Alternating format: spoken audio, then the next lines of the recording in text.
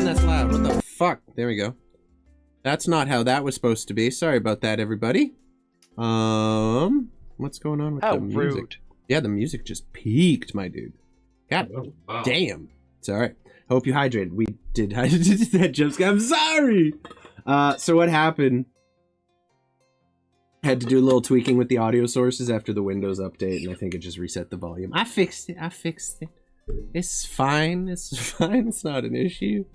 How is everybody? Welcome in. I hope you're having a good one. We did hydrate just now when we came on camera. If you haven't, guys, do it now. Kenna redeemed. Everybody is here. We have Kieran joining us for like the first half of today because it's already midnight his time, and we don't want to be keeping him up too late. Hanging at 20, having to reroll, unfortunately. Yeah, so you can say no to rerolling. You get to use that inspiration anytime during the game, and if the player doesn't use it, I refund the points to whoever redeemed it, just in case. Just relax and smoke and love that. Kieran, have you cut your hair in the last hour? No, I had a beanie on he had a hat. During the stream where I was with Druid and Ryan and Mr. Hildebrand. Which Hildo tunes turned into a jump scare. I am so sorry, guys. That's my bad. I apologize right off the bat there. And it's, you know, Unga bunga. Sometimes shit happens. So, I don't believe there's a whole lot of stuff I gotta get through. It's gonna be business as usual tomorrow. Ryan and I, if you're still free, are gonna be doing some WoW Hardcore together, playing our adventurers, having a great time. Very exciting. I did shave off all the dew, so we got like no hair now. It's all gone. Doesn't he look cute, everybody? You look so cute. I'm happy with it. You look great. Wonderful. Appreciate You look like a demented hockey player. I literally look like every douchey hockey player I went to high school with. But that's fine. It's fine. I'm here now. They don't wear those hats. You know no, that. not anymore. This is my favorite hat. Got fresh fade. It turned out real players good. still wear hats like that. Man cut a little too much off the top. I'm gonna be honest with you. I'm not doing the bald thing, Rusty. It's not for me. So, business as usual on Tuesday, Wednesday, continuing Tony Hawk American Wasteland. That has been a great time. We'll have song redeems, swing in and hang out, enjoy all that shit. Other than that, yeah, it's business as usual. I want to thank everyone who's popped in just right off the bat. We had food safety coming in right, starting in. We have Canna in here. We have Kieran, good old Rusty, Ryan, Kerbo. I don't think I missed anybody. If I missed you, I'm sorry. We got good old Rusty. Dro's in here. How you doing, buds? And I hope everyone is having a lovely day. Nerd Holla, what's up, homie? You do get disadvantage. So the fun thing about disadvantage, I was just talking about the players to this, that is on my next roll, whatever it may be. So you almost want to time those situationally for when it's a bad guy making the roll, because that roll happens no matter what. So if it's a friendly NPC who's rolling not to die and you redeem that, that disadvantage is going to the friendly, to the NPC. That's just so you're aware. Not about to be here. There you go. I respect it. I thank you for the disadvantage. Fuck that friendly NPC. I respect it. That is very much the attitude we go with sometimes. So, that is enough for me. I'm gonna pass the floor over to Peter at Fire Mission Battery. He has something very special to tell you all about and share with everybody. Am I showing actual? Yeah. Okay. You explain. Well, as we're coming closer and closer to the end of this campaign, as much as it pains me, well, we wanted to do something at Fire Mission Battery. We printed a dice tower to be given away with however the DM chooses. It's a really shitty lighting. I apologize, and I'm a real small little blip on your screen when you're listening to it, so you probably can't see it at all. But anyway, that's good. It's a lovely pink and black silk. I'm so excited. And yeah, so beautiful. Much like that with everything, we are doing a lot of stuff here. So Pat will let you know about the giveaway and how to get into that. Maybe tonight, maybe a little later. I don't know. We'll start. I'll do it right now. That's us. Why not? We are going to do a giveaway for the last session of the campaign, which is coming up probably pretty quickly. We're not expecting to go past 70 episodes. If anything, we're hoping to end on 69 because it's going to be funny. We're going to be giving away that 3D printed pink and black holographic. It's got like a metallic sheen to it. We're going to be giving that away. It's unpainted. It is as good as is. You just put it on your desk and you drop dice in that shit. It's good to go. We're not sure if we're going to run the giveaway just during the stream or maybe do like a week-long thing in Discord where people can sign up in case they can't make that stream or the time slot.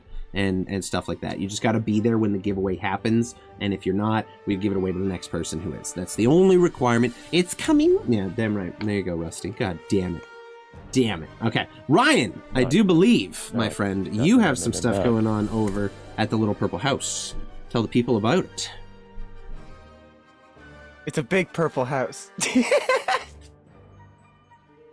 It's little, it's big. It moves, it changes. It's a medium purple house sometimes, actually. Of course, you know, all I'm doing is this. I'm just going to be playing WoW. I have an addiction. Come watch me with my addiction. It's a great addiction. If you had that addiction, I can be your patch. I'm like Nicorette gum. I'm fruity just like Nicorette gum isn't. It's true. Why does it taste so bad? It has to. I think that's the thing. No. It's a sin Probably to the smoke, poison. and this is your penance. Fair enough. Come on over. I'll be streaming at probably, I want to say like 9-ish, 10-ish EST, depending on when we finish here. Fair. The fan. Every time it's not. Yeah, that's fair. That's valid. Are you wowing tonight? Oh, yeah, baby. Mm-hmm. Okay. Mm-hmm. Okay, I feel you. I would Hardcore be. WoW. One life only. Come watch me die. I would be joining you. I got one more day off, so... Hell yeah. I would be joining you for WoW, but unfortunately, democracy is not going to spread itself. And I got some Helldivers too to deal with after stream. I have not stopped playing. Fuck. Democracy's not gonna spread. Oh god, I cannot stop. Liberty. Dude. It's all I'm doing. It's all I'm doing every day. Sip on that liberty. And I distribute peace and liberty. I had a moment of realization yesterday while I was watching Rusty and Kervo play, just how ludicrous it is to be trying to spread democracy to a bunch of bugs. No, we're not spreading democracy to them. We are taking that planet down so they cannot take out democracy. We don't care if they adapt to democracy. We're trying to wipe them out, you know what I mean? Because the only good bug is a dead bug. That's what they want you to do. That part's yes, but... Yes. It's been fun. I'm doing my part. Kieran, last but not least, do you have anything going on that you want to tell the people about? I'm still working on your custom command, but there's a shout out for you. Also playing Helldivers too. Yeah, Respect. Like a lot of people, I'm also into the Helldivers. The servers were giving us a little bit of an issue, unfortunately. Servers be servering. Yeah, expect more of that. Tomorrow evening, I will be guesting on Druid stream, playing some Bigfoot with Banana Tom, Eddie Day God, Stormy, and Druid. Hell yeah. Yeah, and probably Wednesday, Friday is going to be Helldiver night. So if people want to join, no, I'll be there. I'll fucking be there, dude. I haven't been so hyped up on a game in years. I have the other night we tried to play. Servers were dead. 1:30. Everyone goes to bed. 2 a.m. rolls around. I'm like, I'm gonna try one more time before I go to sleep. We get on. I message the homies. The homies get out of bed at 2:15 in the morning to come conquer the galaxy with me, and we played till 6 a.m. That was the most pure gaming moment I have experienced since Halo on the original Xbox, and I am so grateful for the devs for making that game. It's truly amazing. If you haven't checked it out, give it a watch. Go watch Kieran and I play it, and we'll get chaotic on it. I can't stream it. It eats up my PC, unfortunately. It's definitely very chaotic. Oh, it's so resource intensive. So resource intensive. But I do believe that's about all we had to get through today. So, if that is all, let's jump back in to where we left off. A little recap for everybody. The party, having successfully taken the city of Lysia from the hands of the Imperium, enjoyed a little bit of revelry to celebrate and kind of just enjoy the evening after a victory. Drinks and food was distributed. You tended to some of the wounded. You said your goodbyes to some of the unfortunate souls who perished during your rebellion. To name a few, you had the youngest Druhilla daughter, a number of Mantuka's tribesmen, some of the lycanthropes also passed. Your army was essentially cut in half, but your attack was successful. And as you all stood reveling in the evening and had to briefly get out of the way by a sandstorm, mythically called in by someone in chat, thank you for that, whoever that was. You guys all managed to find some shelter, and the party continued well into the evening until everyone fell asleep. The following morning, however, as the sandstorm subsided and you all found yourselves awake, you exited to find alarm just spreading throughout the city, bells ringing, as you looked on the hilltops surrounding you in almost a perfect circle. The entirety of the Imperium military laid bare, just standing, capes billowing in the wind, waiting to destroy the entire city. A letter was sent to you through magical means by what seems to be the ruling body here. Not so much an offer for negotiation, more a chance to surrender peacefully. The party kind of gathered with their new member, Farkin, who had just retrieved his family from captivity, and went to try to negotiate as best they can. However, things didn't quite go as according to plan as the party revealed the long dead and withered body part of Ropesh the Cruel, the last piece they had seemingly been looking for, now rendered mostly mundane. You quickly realized that the tables had shifted the other way, but before anyone could capitalize on that, saw another sandstorm blowing in off the desert towards you.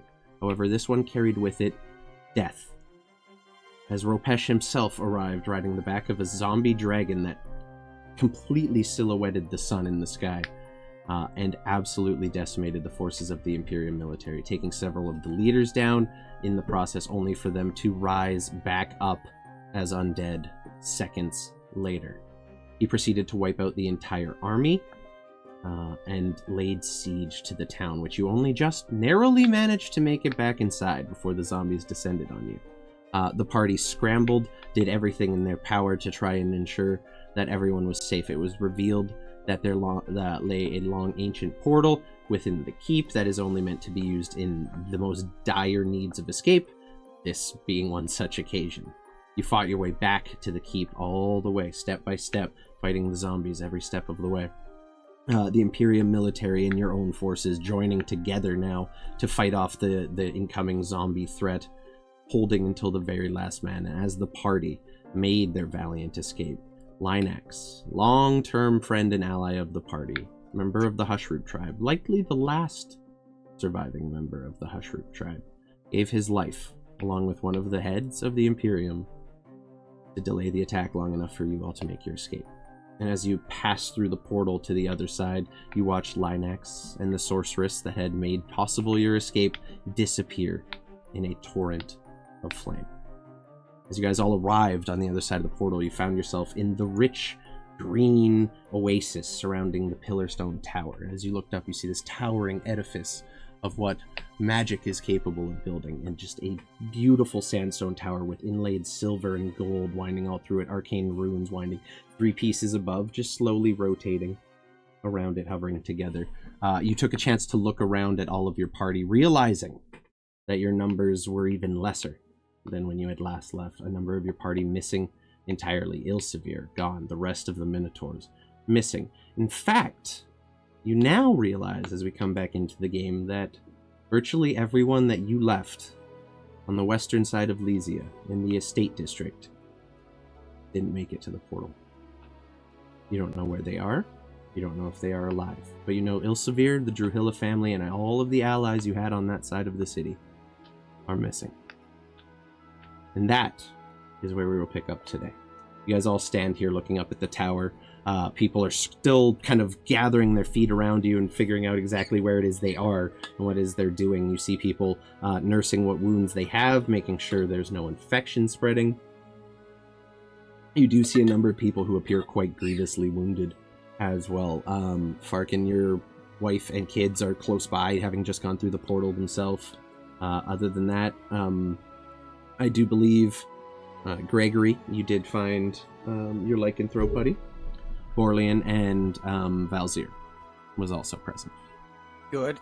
What do you guys want to do? You have a second to catch your breath. What are you guys getting up to here? You see the other members of the Council of Minds, the higher-ups in the Imperium here, also doing the same, kind of looking at each other and discussing what their next plan might be. What do you guys want to do?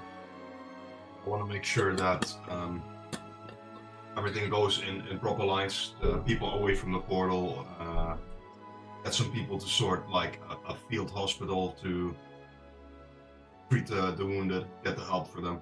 Okay. And try and get shelter, tents, whatever. Where Okay. we can Fair enough. get these canoes out. I'll say roll me a persuasion check with advantage, please. As you guys have just made it through the portal, you see Farkin start to try to direct people so there's no crowding, making sure the wounded are being tended to. There's a little bit of a triage setting up in the region as well. Sure, if you want. Roll a d4 and add that to it. Here. Thank you for the hydrate, Rusty. Hope you're having a good day. Appreciate you. Also, you're at advantage, so you get to roll twice. You do.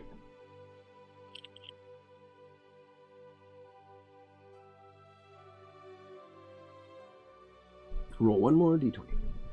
Oh, roll the persuasion twice, not the d4. Oh, sorry, my bad. No worries, no worries.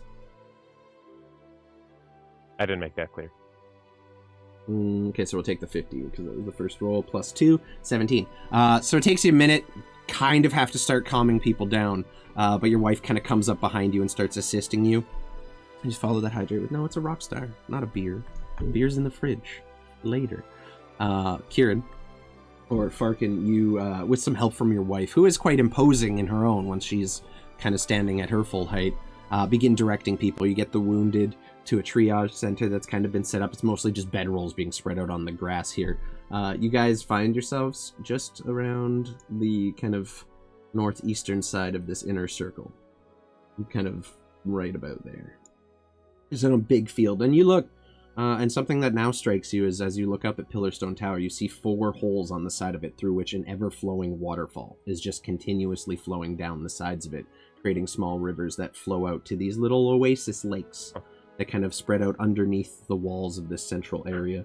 You haven't had a chance to actually see Pillarstone, but it's basically a concentric city built around this center spot, and the water just flows outwards to the different districts. The further you are away from it, the poorer your family is, more or less. It's pretty. I sure wish it wasn't a hellscape. Mm-hmm. I don't think it'll be pretty for all that much longer.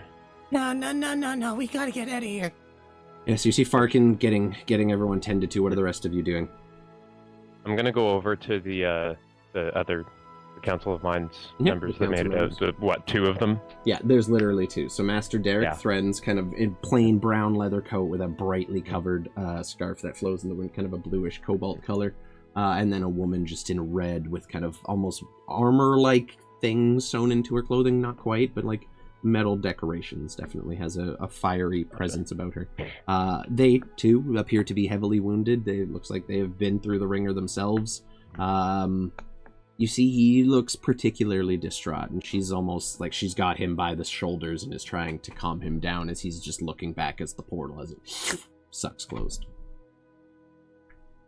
I want to like slowly and non-threateningly approach them.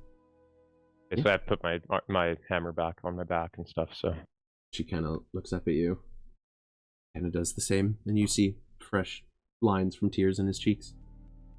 What? I don't know how to. I'm terribly sorry for everything that you've lost today. I understand that before this we were nothing but mortal enemies, but at this point I think it's time to put that behind us. I would agree. He kind of, as he realizes other people are kind of noticing him now, he kind of stands himself up a little straighter, shakes his head a bit. We need to get the people out of the city. We need to flee. We need to go somewhere we can make a stand. The Imperium is lost. He's on his way. You saw him flying. You know he's coming. I think I have an idea of where we could go that would be relatively safe. I'm all ears. Or easy, not safe, just easy to defend. I feel like nowhere's really safe these days. Where are you thinking? DM, what's the name of the city that we met JT the Jest in? Ravencrest, way up north, which is... That one. I would suggest Ravencrest. It's surrounded by a very tall, thick wall, and is protected by a very, very powerful individual who is noble to our cause. I'm not sure we can get the entire population of, well, whatever's left that far north, but worth discussing. We need to make a stand somewhere. Fortunately for us, Ropesh cannot cross the bay. He's tried in the past, and, well, waters are a little too tumultuous for them to make the crossing. The cliffs are dangerous. He would lose too many, but Southwatch will be next. That is where I'm going. I think that's where you should go as well. Remembering back on Southwatch, it also had a pretty substantial wall, and it was only that Southwatch narrow was path, specifically right? designed to stop Imperium military from making its way in during their conquests, and you know it was the staging There was that point. huge checkpoint. Yeah, it's literally a point, giant. Right? It's a giant keep built between two cliff sides in a valley that leads upward. It's only accessible through that one path, and then waters on either side of it. You also know historically that was where JT the Just made his last stand against Ropesh, and that was where Ropesh was defeated the first time. It is the only passage into the Northern Kingdoms, and it is a very viable choke point. Well, that sounds equally as defensible, and will be much easier to get a large amount of people there. Yes, we need to evacuate the city, and if we can, we need to get as many strong, capable fighters out as we can, so we can mount a defense somewhere else.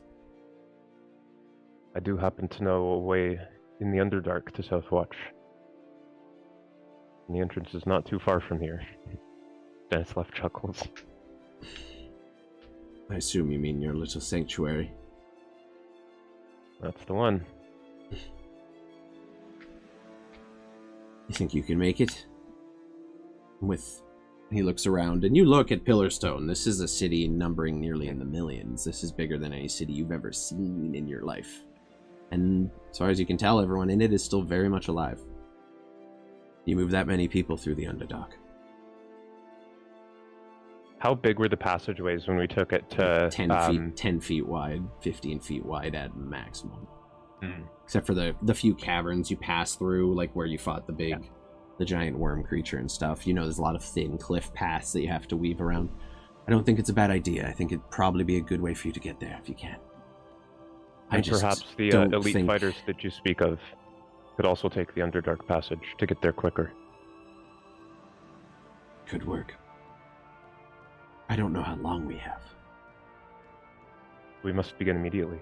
We must. I think I should get the people to the docks. It's the safest way for them to make an escape. We load as many as we can onto the boats, and we sail them across the bay.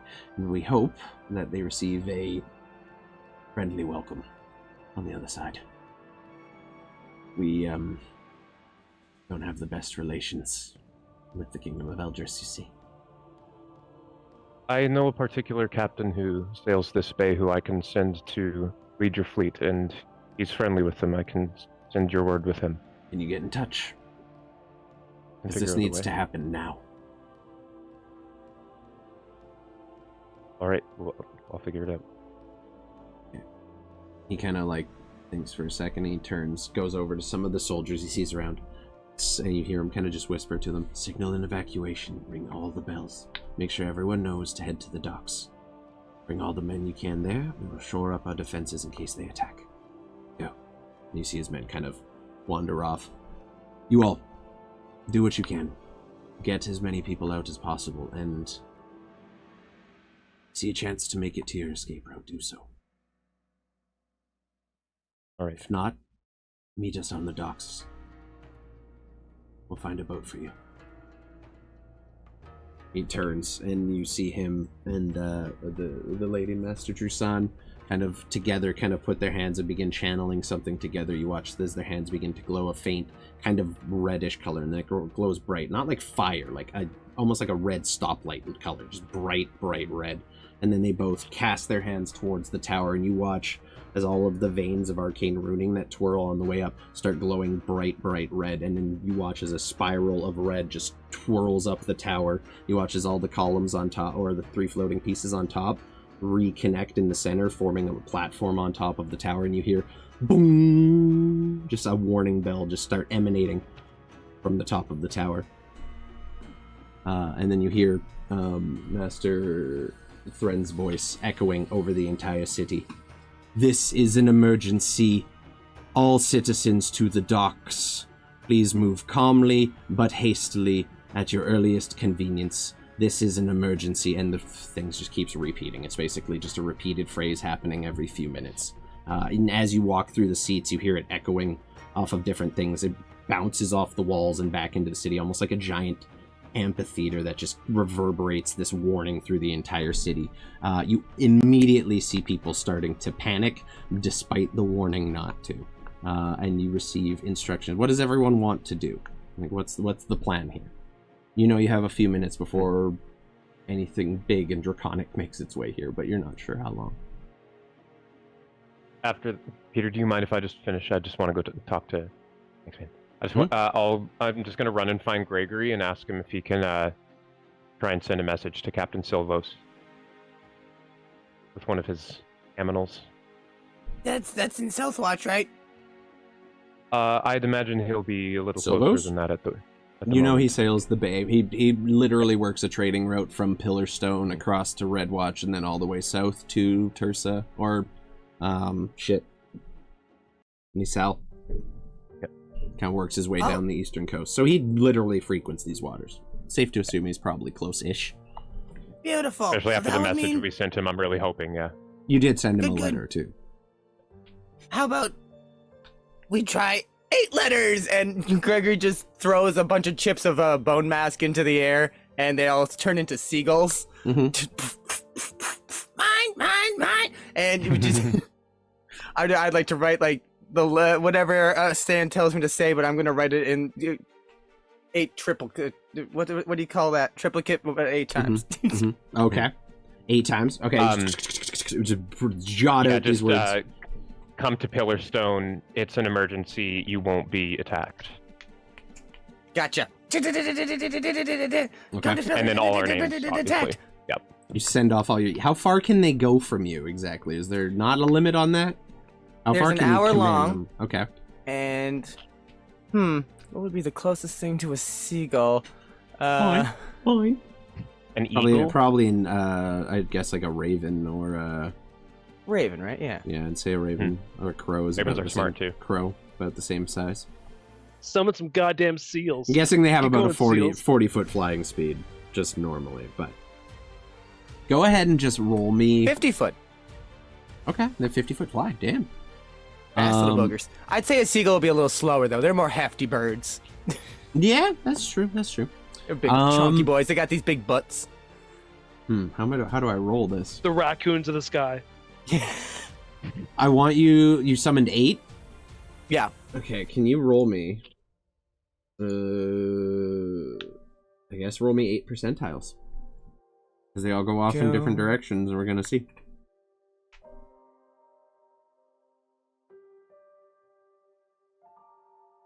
Okay. Oh. The 95, you needed above an 80. It was a smaller chance, because they don't know Silvos, right? You just have to hope. Oh, I'll fucking roll you. Damn, toxic. So you send all the seagulls off. They all flutter away off in their own distances, and you just have to hope that somewhere along the lines that fucking Captain Silvos on the current is going to get your letters. You hoping he got the first one. And then I'm going to the dock. Okay. I will hop on Akash and fly there over the people because it's faster. I cast the gift of advantage to Farkin's next roll from Cannabis Boss. There you go. Nice. Oh, Cannabis. And that's it for me. My bad. Blooms. So you take off on your Pegasus, and while you're doing that, Mantuka, what are you up to?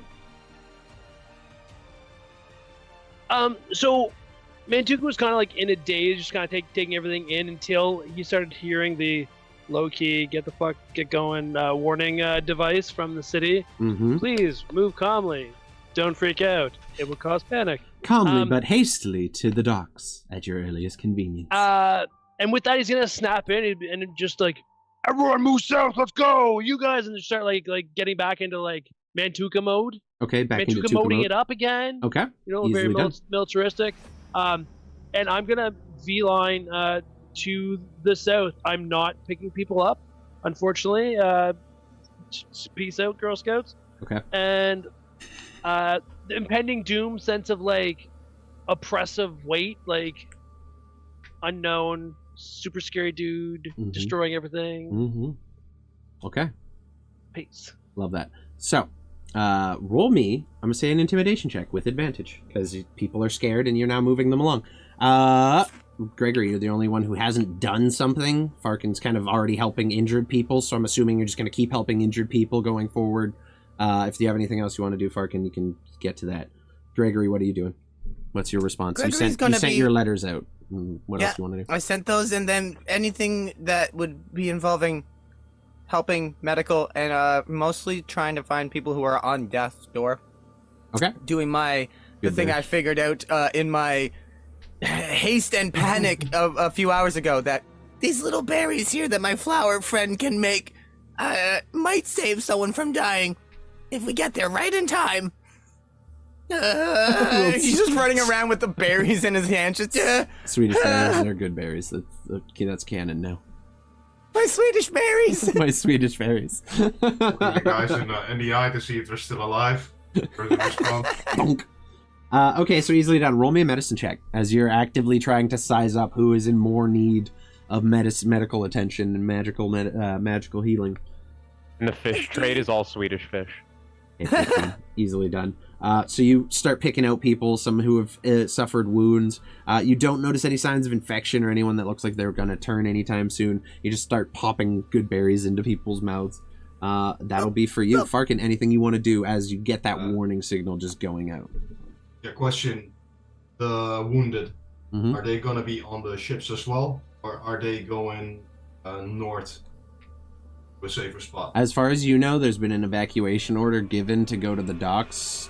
You're not sure beyond that. There's not been any discussion past that. Yeah, I'm going to start helping the wounded people that still can walk towards the docks. Okay, roll me an athletics check. As you're actively carrying wounded people, sometimes you have one arm around someone, you're holding two people up. Your wife is helping, you see your eldest son also doing what he can to help. Your daughter's kind of closely following behind you, almost grabbing onto the back of your 19. Easily done. You'd literally just pick up someone in your arm and fire them and carry them towards the docks. So while y'all are doing that, Stanislav, you take off on your Pegasus, flying above the city of Pillarstone, taking kind of a second to do a turn around the tower and just check out the town. The first thing you see, perception check free, is the lower districts here, this whole region, where these buildings are a little lighter and much cheaper made in appearance. There's a lot of thatch roofing, less tiles and clay. It definitely looks like the poor district. And then, of course, outside the town, you have tent cities as far as the eye can see. That district is already in chaos. There's no one dead or anything. People have just begun panicking. There are buildings being looted, people flurrying and scrambling over each other. You see someone get more or less trampled in the middle of an intersection, and people are just beginning to panic. You also make out the gates here and the gates here beginning to close. Beginning to close? Mm-hmm. The more as the chaos begins to spread, and it looks like it is just going to cause a riot through the whole city, you see the gates start to close. Almost as if they're willing to completely confine this district to stop any further spread. Time for the purge, bitch! So looking to the north section... Hold up, I'm not done. Okay. What really strikes you, as you're looking out over that chaos happening, you see the other districts kind of beginning to panic, but at least moving towards the docks. You see clusters of people gathering around the docks, and then, as you look south, you see, appearing over the Incendus Mountains, a massive sandstorm just rolls through the mountains and comes down the sides of them like a tidal wave, flowing just steadily towards Pillarstone. You don't see a dragon, you just see a wall of sand creeping towards you, and you very quickly realize that any chance you had of escaping southward to the mountains is lost, as the entire field surrounding Pillarstone is filled with sand, and it is just moving its way towards the city at an alarming speed. Oh, good. What do you want to do? Also, we're gonna change to some more intense music. What's up, Citrus? Welcome in. Stanislav just takes a deep, remorseful sigh, looking down at the chaos of the south end of the city, kind of realizing that there probably is nothing I can do. I mean, I could try to go. Already about halfway down, closing pretty fast. Okay.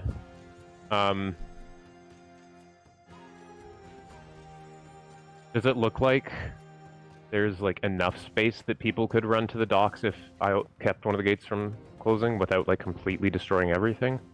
I mean, you could definitely try to stop one from closing. You have no guarantee that the rioting and looting is not going to just continue spreading through that gate as they do so. I don't really care about that. It's up to you. Yeah, I'm gonna fly down to the west gate. Yeah, the rest of you have no idea any of this is happening because you're just in the center of town, surrounded by like 40, 50 high walls here at the center. So the walls are tiered. The outside walls are about 20 feet high, not very tall. The second set going inside is about 30, and then that last surrounding one around the tower is like staggeringly high. Okay. Yeah, so I'm gonna fly down to this gate here. Which one? And the one on the west. By the arena? Yeah. Cool. Yeah. Yeah.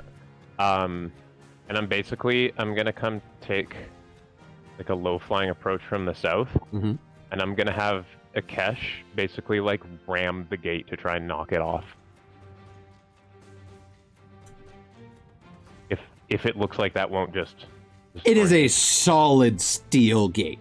It is not a palisade. It's not. Yeah, it is just a solid piece of metal being lowered from the wall. Can I see who's lowering it? There's a gatehouse above the door that you gather is probably where it's coming from. Something that strikes you as fairly odd is the gatehouse is here, and the door is about 20 feet high, and the gatehouse is only 15 feet, so where the fuck was the door hiding? And you kind of realize that it's coming down from its own dimension as it's lowering, all entirely on its own. There's definitely controls for it, but you're not seeing a chain or a pulley or anything like that. It seems magical in nature. Okay.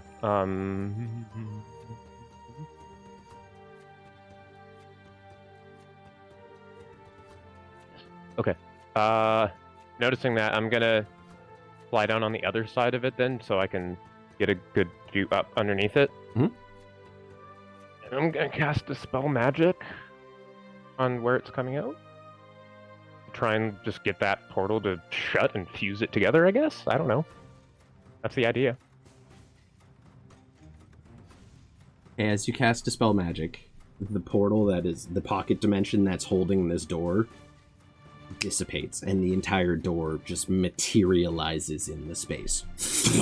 Oh. Closing it completely. It didn't quite work like that. No. Sorry. I just wasn't sure what you're trying to accomplish, but you just effectively shut the door.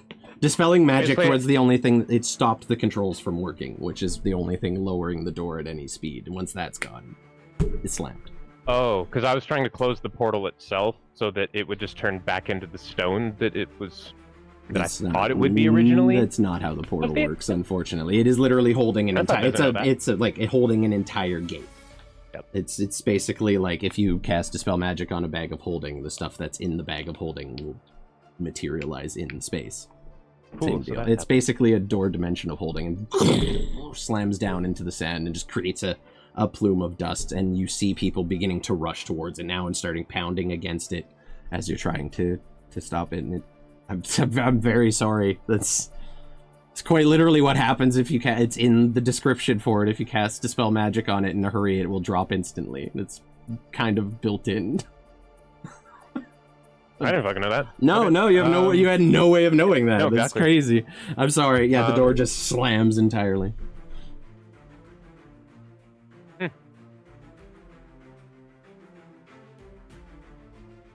And it's a honka of a wall, right? It is probably about 1.5 foot solid piece of steel. No, the wall surrounding it is thicker than It's that, right? like 20, 30 feet, and well, probably 20 feet. Thick?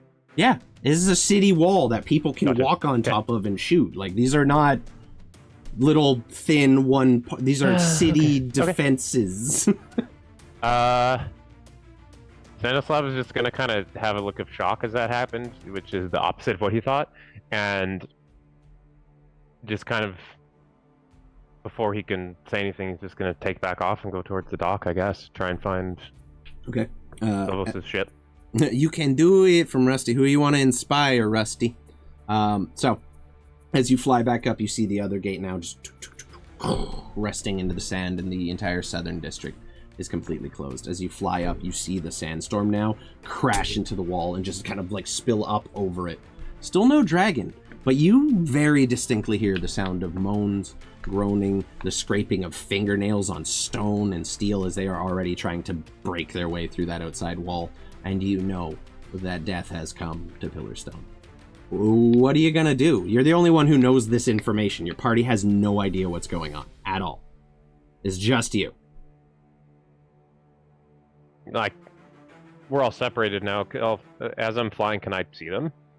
I mean, roll me a perception check. People. Roll me a perception. Yeah, there's thousands of people now all rushing forward.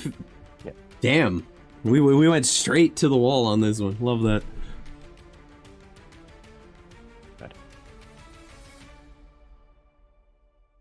12. Yeah, so you can fairly easily make out Mantuka. He's one of the few Minotaurs kind of standing above everyone else. You can kind of, like, make him out among the crowd. Gregory gets a little lost in the mix, however. And you do see Farkin. Farkin walking through the street, carrying someone in his arms while his wife and kids are towing closely in tow behind him, helping him do stuff. So, yeah, you see two of your party. Okay, yeah, basically, are they together or a bit of a ways apart? Bit of a ways. Mantuka said he was already heading, but they are all heading in the same general direction. Yeah. More or less. Yeah, I'm basically just gonna, like, land next to them and tell them, they're here, we need to hurry. And then go try and find the rest of them. Thanks, Tips! Why do you think I'm fucking going this way? Sweet! Nice horse that fucking flies! Carry on, drug off! Because the voices in my head told me that you didn't see it. Thank you for your service, flying horse. Just fucking keep fucking just jogging. going. Okay. Yep. Farkin, what are you doing? You said you had a plan. What is it you want to get done during this? You said you have some shit you want to do. I wish I would have known about this plan before I started jogging off. I just asked what you guys wanted to do. I didn't say y'all had to separate completely in the middle of a zombie invasion. Like, I had... Scatter! I've got nothing. I got nothing. You guys didn't... You split the party into 4 pieces. Completely by your own choices. Completely by your own volition. Well, the plan kind of went to shit, because Pillarstone is like a very magical town, yeah? With lots of magical artifacts. Oh, yeah. No, you see very expensive looking magic stores, armories, archery, Fletchers just being cleared out right now. There are people smashing windows, grabbing things from other people's houses. The worst element of humanity is being displayed here as people are tearing through each other's doors, stealing whatever they can. No one really realizes what is happening yet. There's just a call for an emergency and they need to run. And people are just taking every advantage of that they can. The idea was to find items or a stone or whatever so we can communicate on over long distance. But seeing everything is being looted already, the chance of finding something like that is very, very fucking slim now. I mean, I don't know. It's worth a try. Anything you guys want to try, you can do. I am telling you things that happen as they happen. You guys just tell me what you want to do throughout all of this. To roll a perception to see if I can find anything? Probably a perception or investigation, to be honest, as you are actively going to be looting shit. So, Stanislav, you see Farkin just, like, with the person he's carrying, kind of hand that person off to his wife and then just split off completely to go do his own thing. Yeah, so what'd you roll? Okay. I'm gonna roll perception. It's a higher roll for me. Okay, so you see very clearly right off the bat, Norlene's Novelties definitely appears to be a store that's very inherently magical in nature, and you see people already beginning to tear out the stuff from the windows. You make your way inside and look through it, and there is just wall-to-wall magical items. This is an absolute smorgasbord of gear. Stanislav, you have no idea this is here. What are you doing? You're looking for a stone. I'd say with a 25, you fairly quickly find an entire shelf with pairs of stones all nestled together that says Sending Stones and has a gold price affixed to it of, not that it matters now, because y'all just be robbing people. I'm going to take... 2,000 gold pieces a pop. Yeah, well, I'm not going to pay that, obviously. It's in pairs, yeah? 2 stones each? Or do you have one with... Yeah, so I mean, your knowledge of magic is not great, but it definitely looks like the stones are paired and colored as part of a pair unit. Like, some have been painted red, some in blue, but like they're definitely in pairs. I'm just gonna open up my backpack and just Huck everything in there. Absolutely valid. So you just start, you just start piling these things into your bag and bolt back out to your family. As all that is happening, you can now all see, as you kind of like are making your way northward towards the docks, as you look back out of the south of town, there's just a wall of sand completely obscuring all of the mountains that you once saw before. You don't see anything moving in it. You just see a wall of sand pouring over the walls of the city, and you hear screams and chaos. You see fires start to break out in the southern districts, in the lower districts, as that entire section of the city is, well, being laid to waste by whatever might be occurring right now. What is everyone doing? It is now apparent to you that things have turned a certain way. It's reminding you very much of Lysia at this point. Can I try one more time to find Gregory?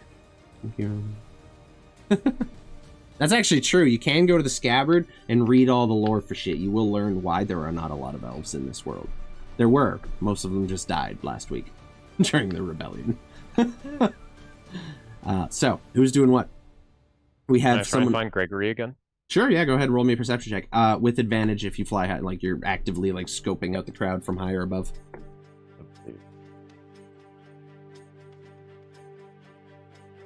Okay, yeah, you can make out Gregory easy enough. He's a bit behind where Farkin was, kind of lost in the crowd, still helping some people. You see him administering good berries. He's the only one who hasn't completely made a break for the docks yet, and he's still making sure some of the wounded are dealt with. So he's just barely making his way towards this eastern gate here. I'm gonna land next to him, and Gregory, we need to go. Go, but people here. Okay, let's go. The horde is here. Yeah, I'll help you up onto Cash. I like jump up, just like. Okay, hop on the horse, and you both take off. Mantuka and Farkin are on their way. As the sandstorm now has rolled into the city. It's about at the tower, and as you guys are making your way to the docks, you are hit by just a wave of sand that is now blinding you. It's making it hard to make your way through the streets. You're bumping into people as you're being jostled about and everything. So everyone who is going on foot is going to start struggling with that. So you're going to have to make athletics check if you're moving on foot against the crowd to just keep moving through it. So I'll need one from Farkin, I'll need one from Mantuka, as you guys are actively now in the crowd trying not to be jostled, like you get knocked down and trampled over. You're actively just trying to maintain your spot as the city begins to descend into chaos. The sandstorm now has made it all the way through the city. You're completely blind except for a few feet in front of you, so everything, perception, attack rolls are all going to be at disadvantage going forward, so do remember that, please. You guys can't see shit. Oh, that was acrobatics, my bad. Yeah, it's athletics. Mantuka with a natural 20. You kind of just put your elbows out and just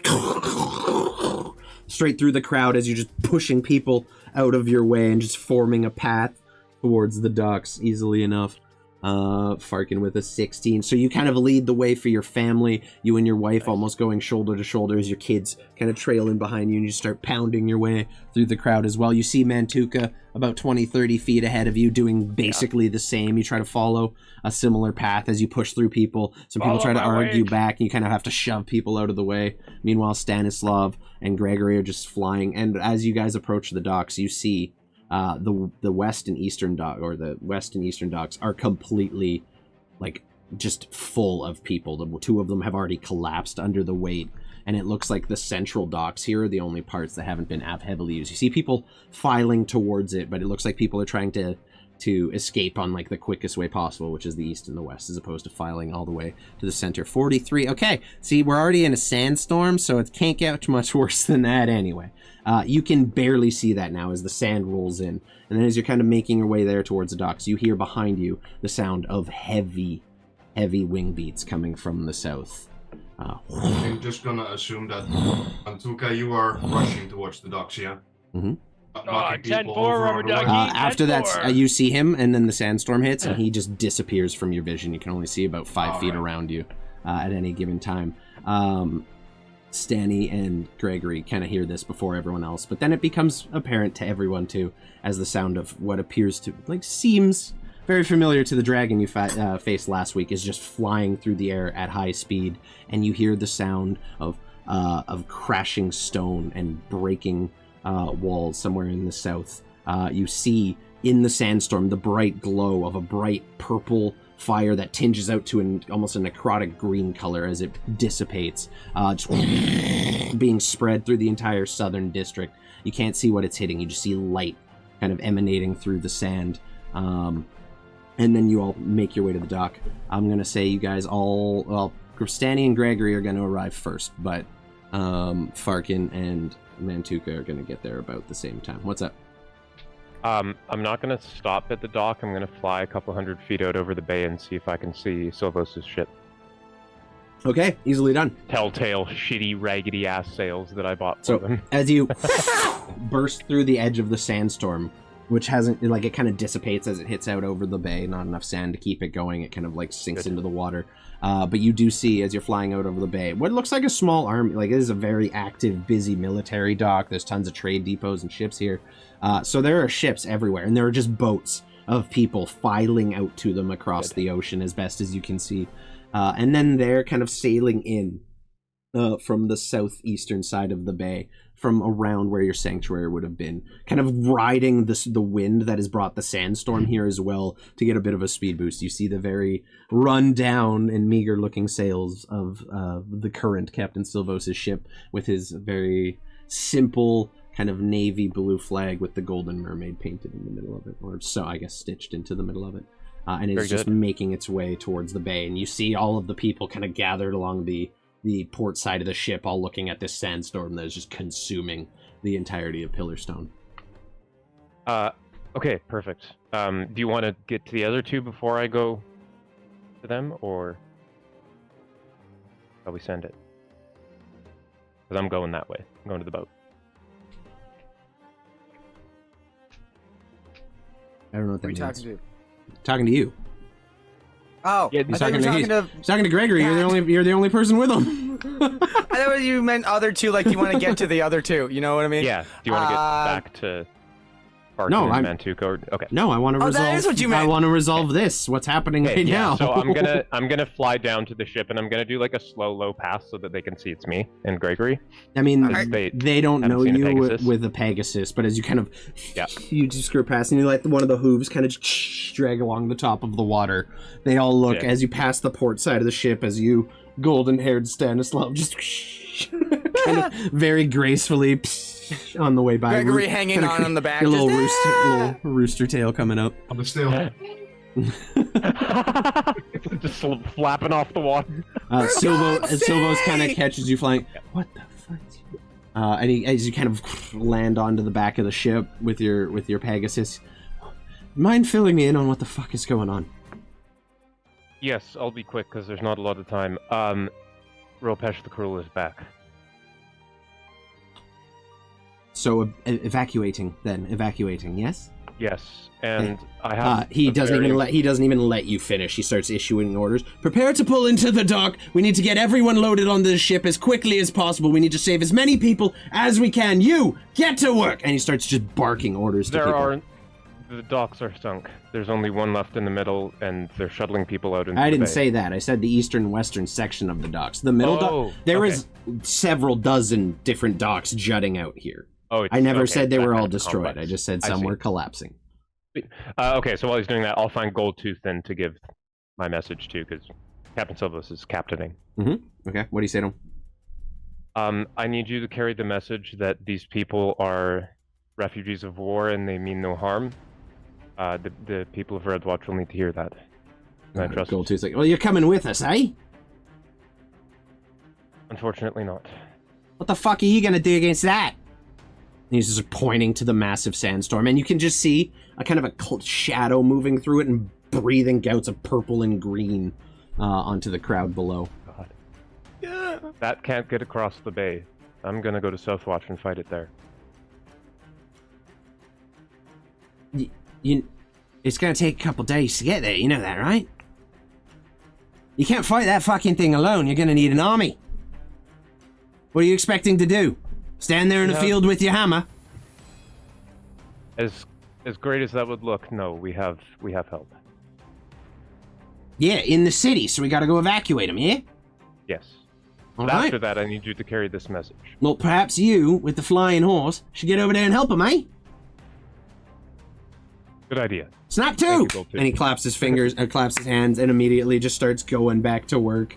And you see the ship beginning to pull in, kind of along to some of the others. They immediately lower the two landing boats that they have on it, and the big supply boat that they hang off the back. That's specifically for bringing heavy cargo out. They land all three and begin rowing them back to shore. You notice some of the empty boats now, after they've dropped off. A few brave sailors have got back onto them and are now rowing them back towards the docks and basically ferrying people back and forth as much as they can as they do so. Now we're all going to arrive at the docks. Whoop. So this is not everything that's going on, but this will give you guys a visual. You know what? Fuck it. We're going to give you guys the whole thing. You guys all arrive kind of at the same time at the docks. Stanny, you make your way back. You see Mantuka and Farkin both kind of arriving as you land with Gregory. Nice. The party now reunited. You see people beginning to crowd and run, and for the first time, I want you all to roll me a perception check together. Oop. This is for hearing, not for sight, so it does not have to be a disadvantage. No. You all rolled like shit anyway. Doesn't matter.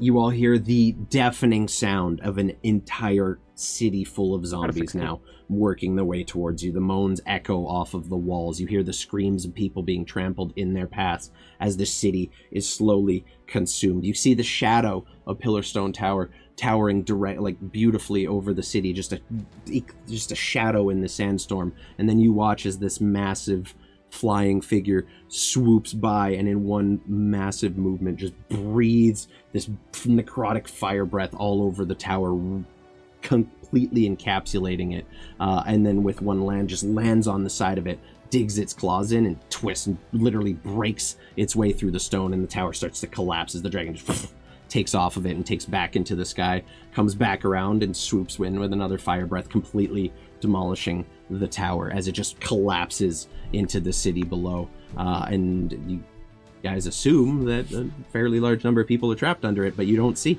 as it just disappears into the sandstorm as it collapses. I need, with all those checks, not great, but you quickly realize that even here at the docks, as you're trying to get people out, the horde is very quickly arriving. So I'm going to actually switch you over to this scene. So you guys are all going to be somewhere in this section. Go ahead and put your dudes around there. So you'd be here, kind of by the center dock. These are the 5 docks that are still active and still have people going from them. And you realize, can't even see, but you hear the sounds of fighting now beginning to break out on either side of you. It looks like someone is mounting a bit of a resistance. You see some of your own soldiers forming a line with some of the Imperium, and you hear the sounds of battle commencing all around you as people are just frantically running to the boats. I need all of you to go ahead and click your mini and roll me an initiative, please. Are these guys still on the GM layer? Oh, they are. You can't even see all the shit. Oh, my bad. My bad. My bad. Let me fix that. Layer. Token layer. There you go. Now you can see them. GM, would you kindly add 5 to my compatriots' initiatives? Mm-hmm. Thanks. So that'd be 23, 24, 19. Got it. I'm gonna roll for okay,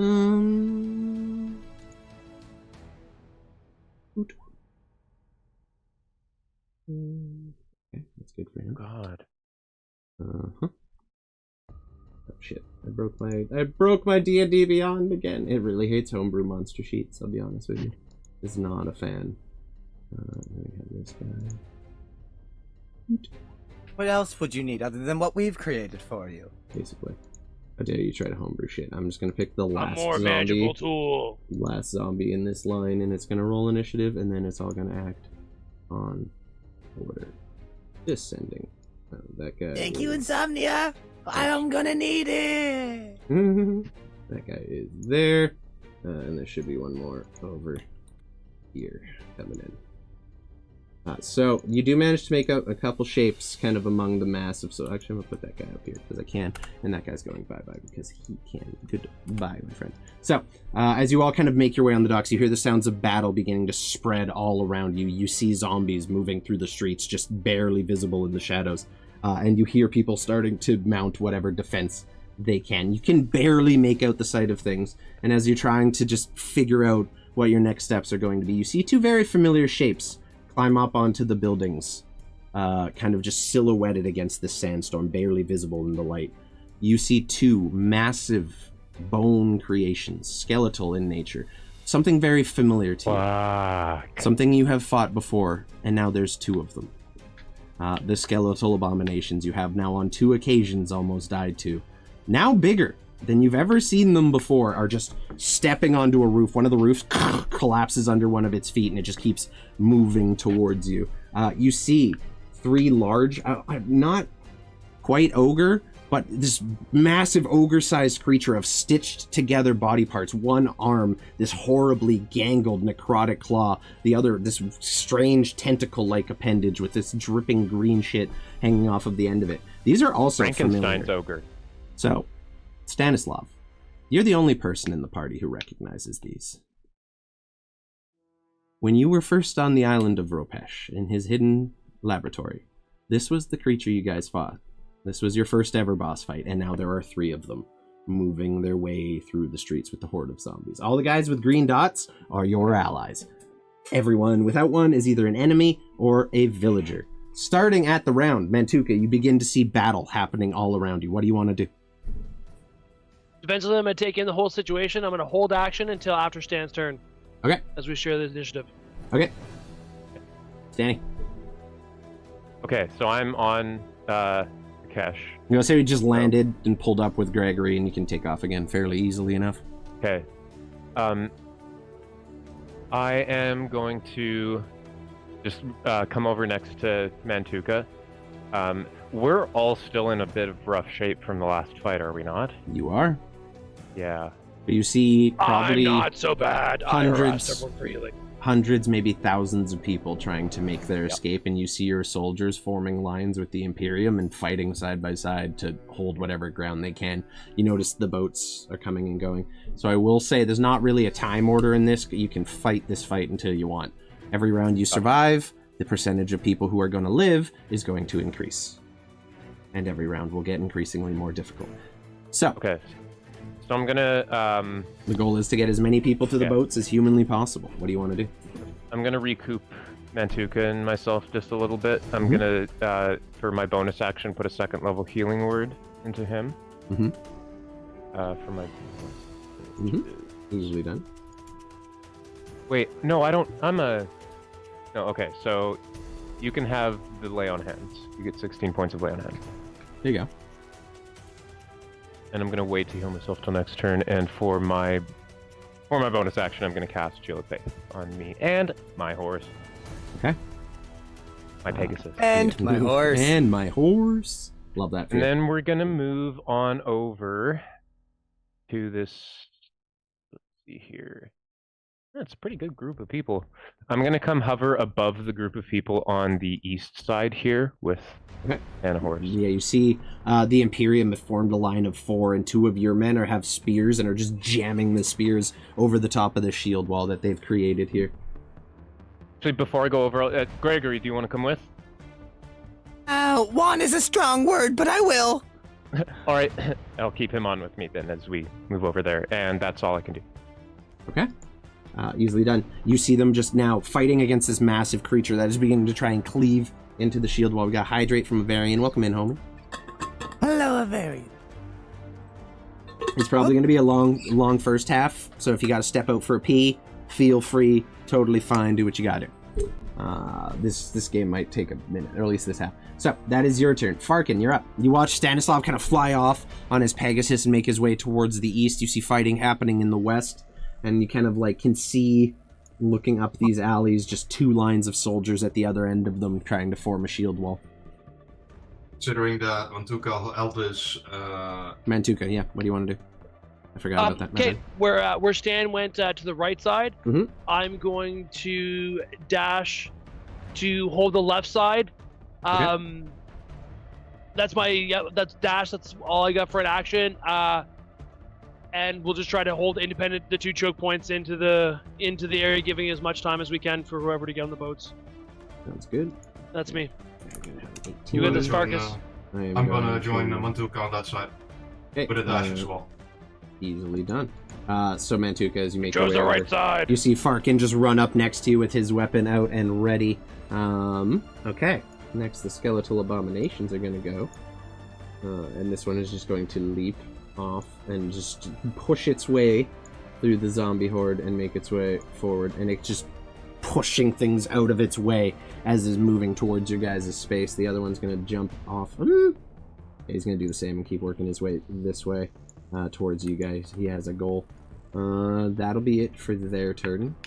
Does the earth take any crushing damage from that? Nope. But you do notice as one jumps off the roof, he kind of collapses into a pile of bones, and you watch as the bones piece themselves back together via whatever means of magic they have. Next up, your troops are going to take their turn. I'm just going to roll for each group collectively, because that's really the best way to do it. This would be the left group. Right group, and then the 2 middle groups on left and right. Oh, goddamn. Okay, so 1 hits. Shit. It was not good for them attacking his unit. Though the right unit does manage to actually hit the AC of the zombie horde. Are there just multiple copies of all of them? Is that what's happening there? Oh, that's weird. So they're gonna take that, and they're actually gonna push forward another 5 feet and block off that alley a little more. Okay, next up. We have the fucking... the last creation of Ropesh. Who is going to try to attack this entire unit with its 2 attacks. First off, we have the Claw. That will not do claw. it. The Claw. Not going to do it against the shield wall bonus. Neither is that one. So you know the Imperium soldiers are very well trained to fight in a phalanx. They literally enhance each other by doing so. So as this creature is just kind of driving into it with its claws and trying to burst through the shields they're holding fast, the tentacle kind of wetly slaps over one of the shields. One of the guys kind of moves out of the way of it in time, and that will be it for him. The zombies are just going to do what zombies do and move forward slowly and menacingly to aid in this entire endeavor. Listing lazily to the left. They basically are just listing lazily to the left. You do see a small group of them start to make their way through this small gap between the houses. They just file. They only got 15 feet of movement, so they can't really do much. But you do notice they see an opening and they start to pull into it. I'd say Gregory is probably... Where did Gregory go? Oh, you're still with Stanahorse. Yeah. So you guys from where you are elevated would start to see them kind of file into the alleys, but you're not sure where they're moving exactly. Over here, the zombies will make an attack because they're able to. It's going to be an advantage because it's a horde. 22. Okay. We took out 1. And that guy's going to have to step into... Oh, there's definitely doubles of every mini on this map, so we might have to delete a few. So you want... I guess you guys don't see that happening at all. You hear kind of in the north side of the docks what sounds like a man screaming horribly as he is torn apart by the zombie horde that is currently closing in on you guys. Stanislav, back at the top of the round. You see more and more people filing to the boats. You see Silvos' crew have rowed over to the docks now and have begun loading people onto theirs and sailing them out as well. You see a couple of the boats stop returning. So the number of boats is now decreasing as some people have stopped making trips. You see some of the boats out in the bay drop their sails and already begin to turn and sail away, either not wanting to take more or not wanting to risk more time near this entire event. Meanwhile, in the northern side of the city, you hear the sound of the dragon just completely doing its strafing runs over and over and over again. You see the sky, or this faint purplish green glow from inside the sandstorm. What are you doing? Okay, so I'm gonna fly over top of the group here. I'm not gonna move my mini into the group just for Yeah, go ahead. purposes. And I'm going to start walloping on this last creation of Ropesh. Okay. Yeah, go ahead. Actually, I'm gonna do a little bit of an arc so that. Wait, does it make another charge? No, he doesn't. So yeah, just come in. We'll have Vikesh do his hoof attack first. 16. Just gonna do it. Yeah, it doesn't have any armor. It's basically just like almost an entirely nude body of stitched together bits just slowly moving towards you. Nice. That's 10 bludgeoning damage. Okay. And then here are my 2 attacks. Your horse kind of slaps its hooves into it, and it kind of you hear this kind of almost wet smacking sound as the rotting flesh is hit. 15 will do it as well. Okay. And then nat 20. I'm just gonna say that it's dead, but roll your damage if you want, because like I mean, it only has 48 health to begin with, and you did 10. I don't think you can roll less than 38 damage on a critical, but I'm curious to see. So we'll just do the crit. Sure. Why not? Why not? So there's that. Obviously, I'm putting a 2nd level Divine Smite into this. And let's just do it first. I have more of those spells. There's that. There's this. There is. Well, what's the base damage you do with that attack? With the way we do crits? 8 plus 8 is 16 plus 16 is 32. You do it. It's done. Plus 7. Okay. Go ahead and describe what that looks like to everyone around you. This is like I'm not trying to be neat about it. This is just the hammer coming down in one fell swoop, and all of that divine energy going off just fucking vaporizes the thing into goo. Okay, it gets good. It is now. It's basically just a giant golden fist of radiant energy. If I delete him, he'll go off the initiative order, so we're just gonna move him to this back corner and pretend that he's dead. Sound good? There's still one there because I broke my fucking thing. But I don't see it. It's gone now. I fixed it. And then we'll have that other attack go down onto the zombies. Sure. Yeah, the bonk. Yep. Sure, we'll just get rid of one. Oh, look, there's still one there to take its place. We love that. 13 damage. Okay. We're working. 85 feet. Oh my. It's up to you, dude. No, Do you? Oh, yeah. So I'll use my Harness Divine Power to get a 3rd level spell slot back. There you go. Okay, easily done. That'll be it for you, Mantuga. What you doing? I'm going to rage. And I'm going to run up here. Yeah, you can kind of...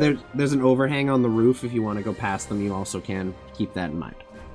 I don't want to. I just want to be 10 feet away. We're just letting you know. And I like to recklessly attack, and I'm going to make 2 of my reckless attacks at this. Go for it. War Ombre. That's a nat 20. I don't have to do it again. Crap. Whatever. I mean... boys, calm down. Y'all killing all my shit. Y'all killing all my shit. So it's 10, so that's 24. Hold on, 24. Plus 6, so that's 32. Plus brutal critical, I get to add 2 d12s. Jesus. You're gonna beat 48. You beat 48. It's dead. It's dead. Maybe. Dead. It's dead. You killed it. It's over. Mercy, please. Okay. You guys have no chill. It can cease living now. Okay, that's fine. And I got another attack to... Not really anyone in range there after that guy dies. You basically like step over and just jam your halberd as fast, like hard as you can, straight into kind of its neck. And as you do, you push in and like the stitches begin to tear and you push even further and eventually the head just pops off right on top of your halberd blade and you kind of have to whack it off to the side. But I still have movement left. Yeah, you do. What do you want to do? I want to go here and I want to attack this guy. Okay, you step forward. It's just a zombie. You don't even know what socially awkward zombie. Who knows? Who knows what it was? Hardly any meat left on the bones. You have no idea. We're gonna do it recklessly because Hell that's yeah, what we because do. we can. Love that. Ooh, 30. Yeah, not a crit, but still good. Go ahead and roll damage. Okay, well, that zombie's 16 fucked. plus 3, because, yeah, so that's 19. Between zombie friends. Constitution saving throw. Who, me? He did not make it. Unfortunate. Good for him. Unfortunate. Girl Scout. Wait, no, he did. My bad. Total damage was 19, right? I thought so, but I was like, yeah, whatever you... So as you smack him, he kind of falls back, and you're like, okay, that's one dead zombie, and you watch as the eyes open once again, and he just kind of shuffles to his feet one last time. Undead fortitude. No, 100%. I feel you, brother. Yeah. But fortunately, I'm gonna delete that one because we don't need 3 on the map at any given time. It's just kind of like lurches back up towards you. And that's me. That's all I can do. Hell yeah. Farkin, what do you want to do? You see Mantuka just step up and begin unleashing a flurry of blows on all these creatures that are just like, you look past the shield wall and you just see a wall of zombie faces just slowly moving towards you as these 2 bigger things are just pushing through the crowd. Kill 2, yeah. Well, there's this one massive skeleton dude over here. There's definitely more things coming behind him too. Mantuka, what's your health at? If you were to look at me, my glass would be pretty much full, almost. My cup runneth over. My cup overfloweth. With love for zombies. So you don't need any extra health. Just the bonus health. I don't currently, but I'm sure I will, brother. Yeah, I'm gonna use a fake gift hospitality on Mantuka, which will give me and Mantuka 1d6 plus 5 temporary HP. Okay, let's go. Love that. That's one of my actions, and I'm gonna use 2 crossbow attacks on the small zombies, the closest. Sure, yeah, go ahead. So you gonna roll that temp HP for us? Oh, you have to roll it. My bad. That's 1d6, is that right? I think so, yeah. Oh, that's 1. 6 extra health. 1? You get 1. Okay. 1d6. I didn't have it before. It's a 1d6 plus 5, so you have 6 temporary HP total right now to add to your list. That was a terrible roll. Nah, it was bad, but shit, anything helps It's really free, at this point. Yeah. Help. It all goes somewhere. I'm gonna go for that guy. It's free real estate. And I'm gonna use my crossbow attack on. Go ahead. 23 will hit for 7 damage. It was just the front guy Mantuka was attacking, right? Yeah. Okay, if you click and hold, you can ping as well. Yeah, there you go, right there. Perfect. Okay, so Knees. that one having already taken damage, like lurches up back towards Mantuka. Oh shit! We got a raid. Let's go. Thank you, Kayla. Thank you, Tark, for shouting out, Kayla. Look at that. I love you guys. Thank you all so much. And Tark is subbing. Oh my god, let's go. We appreciate y'all so very much. Thank you so much for the raid. Thank you for bringing the community by here. I'll try to take good care of them. We are in the middle of some shit. It is going down in a big way. The D&D campaign has kind of reached a head. But I appreciate you bringing the famine. What's up, Jokers? DeBeebs, Kerbo, Tark. I love you guys. Much appreciation, Kayla. Big thank you. Kieran, your head is showing. I'm sorry! Okay, I saw a whole army ready to run. Then I saw a Minotaur took 1 step forward and steadied the line. Mantuka. You get inspiration from Drosarius. We love that. Thank you for the raid, Kayla. I appreciate you. Hope the rest of Overwatch was good. Sorry we couldn't really get any dubs when I was playing with you. It was rough times. But we tried our best, and that's what matters. So, without any further ado, we're going to get back into it because shit is going down in a big way. And yeah. So, as you can see, they're currently fighting an entire swarm of undead army creatures. It's rough. It's a rough time. I appreciate you. Thank you so much. Go get some, like, post-stream snackage in. Relax a little bit, and I'll catch you after for some trash TV. So, that your turn. My final attack on this guy then. Sounds Also good. crossbow. I'll delete that dude because we do not need 2 of him.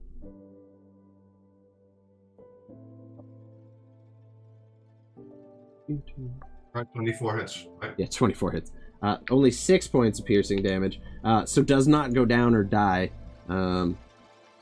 Wait. Did you shoot again? Oh no, that was. I thought it was the roll. My bad. Oh, it rolls it itself. That's where the 6 came. You rolled much better on the second time, though. Fuck. Yeah, I did. Wait. Oh, it's. No. Actually, I can maybe. The second roll was a d20, not your damage. You did 6 damage. There you go. Yeah, that's it. That was your 2 shots and your attacks, right?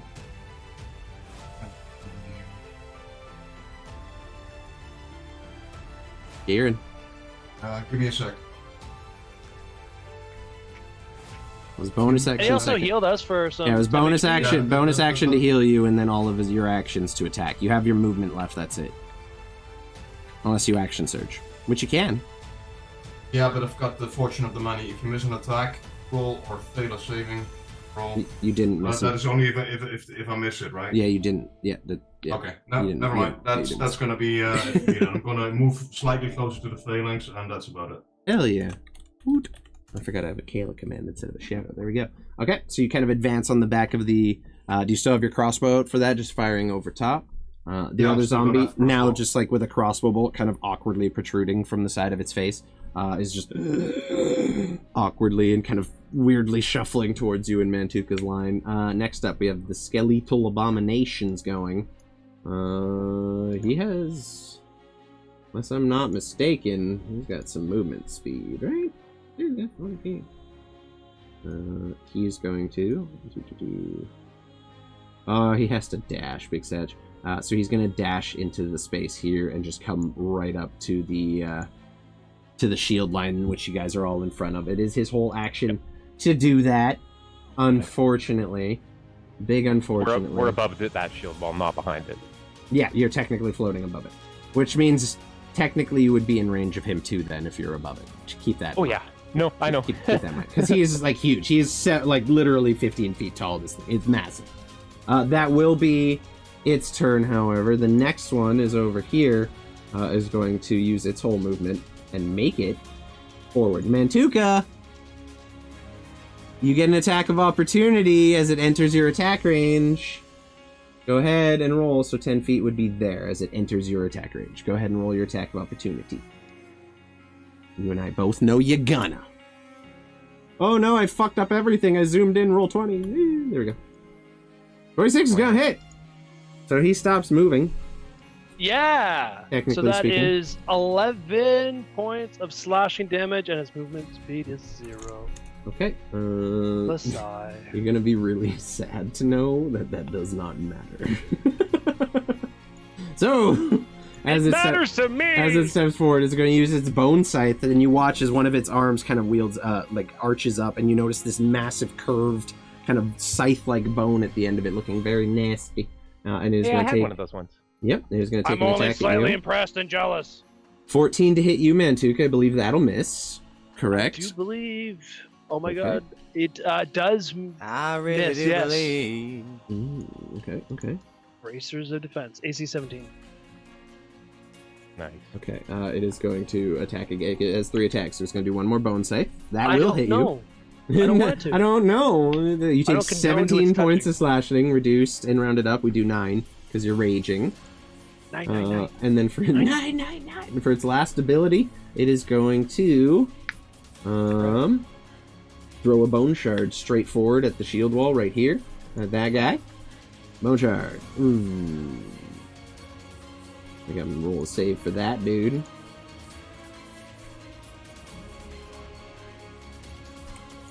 He dies. You watch as this creature unleashes the 2 scythe attacks at you with one arm. It just flings its other one at it, and you watch as a bone just flies off as it breaks out and just lodges right into this guy's throat, and you watch as the veins around it just begin to blacken. He sputters up his last, falls back into the ground, leaving an open spot in the shield wall. That will be their turn. Gregory, you're up.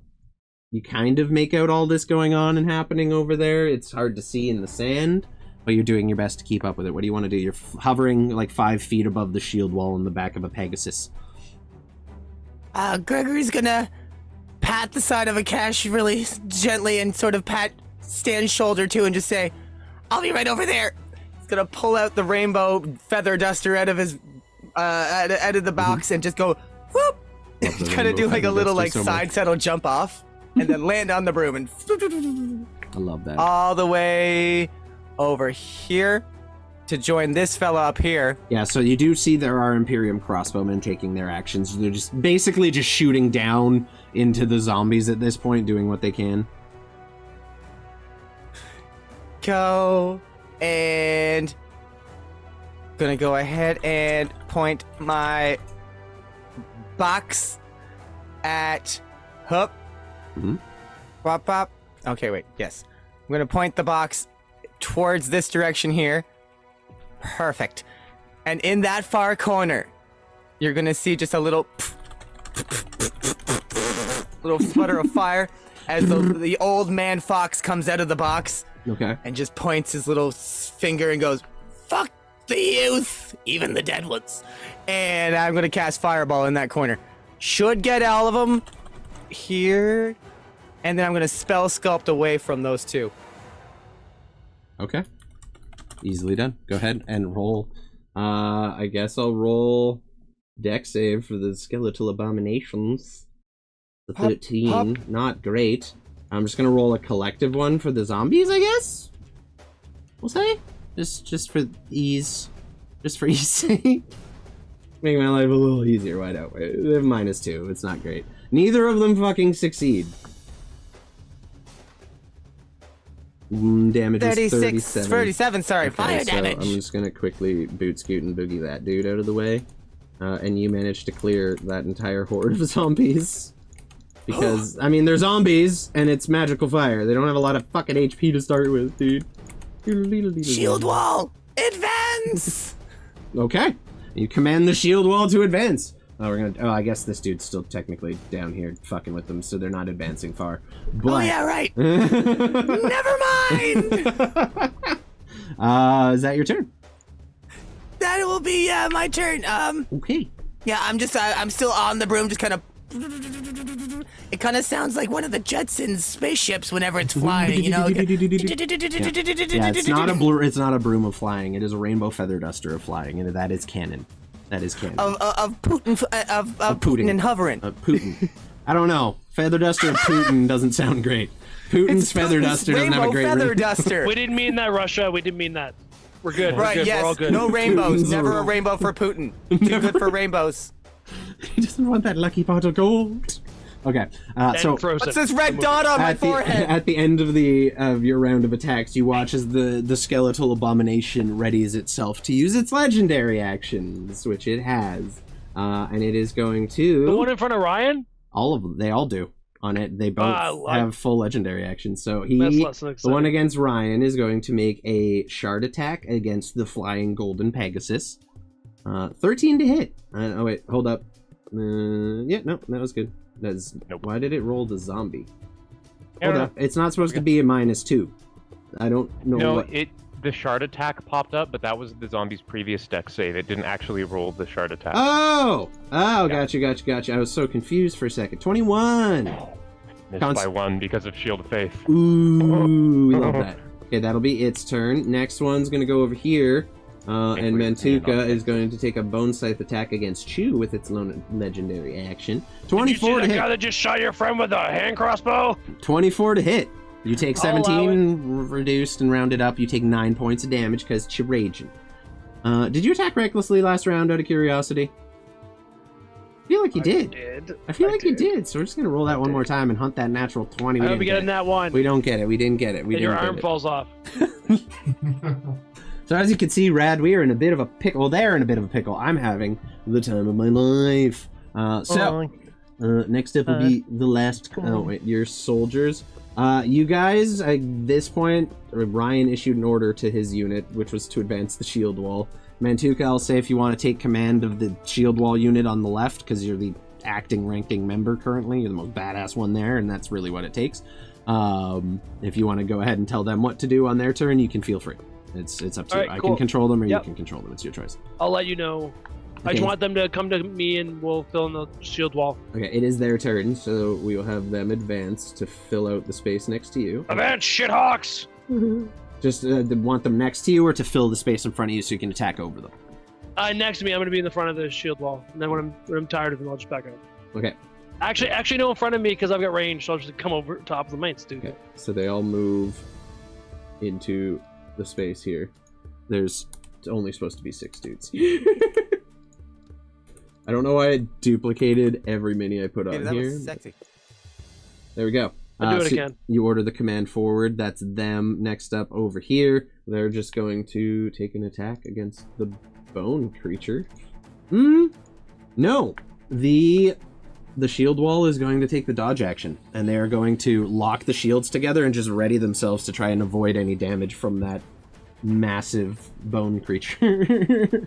Next up is the kind of weird Frankenstein-like amalgamation over here. He's going to take a round of attacks against the shield guys in front of him. That's an 11. That's going to miss them. A 6. That's also going to miss them. So you guys, I guess, Stan, you could maybe see it from where you are. You see another one of those massive, kind of fleshy, golem-like creatures fighting through a group of 4 that kind of have them encircled, and is not managing to get through their defenses at all. Next up, we have the legendary actions again, coming from the Greater Skeletal Abomination. He's going to take a scythe attack against the horse. Stanny's secretly kind of relieved that he doesn't have to fight the Imperium anymore. So that's a miss on the Pegasus. And then the one here is just going to take a bone scythe attack at one of the men in the shield wall, or at the shield wall, more accurately. Fuck me, dude! Alright. Did not hit. So it looks like your lines are just holding at this point. They're kind of weathering the series of attacks while you guys are inflicting damage over top. Next up, the zombies are moving. We're just gonna have them fucking advance their way up here. With their somewhat meager movement, they're gonna walk up to the shield wall. I hate that I accidentally copy and pasted the entire army, but it kind of works for the zombies because, like, there's so many of them anyway. Unlimited. Literally unlimited numbers of them, yeah. And this guy's gonna move up here, this guy's gonna move here, that guy's gonna move there, that guy's gonna file into that. Sneaky. Yeah, they're basically pushing their way through whatever fucking route or hole they can find in the defenses, right? I picture them just, like, creeping along like fucking Three Stooges. Just pokes their heads out. That one is going to take a round of attacks. Ugh, fucking D&D Beyond, stop breaking!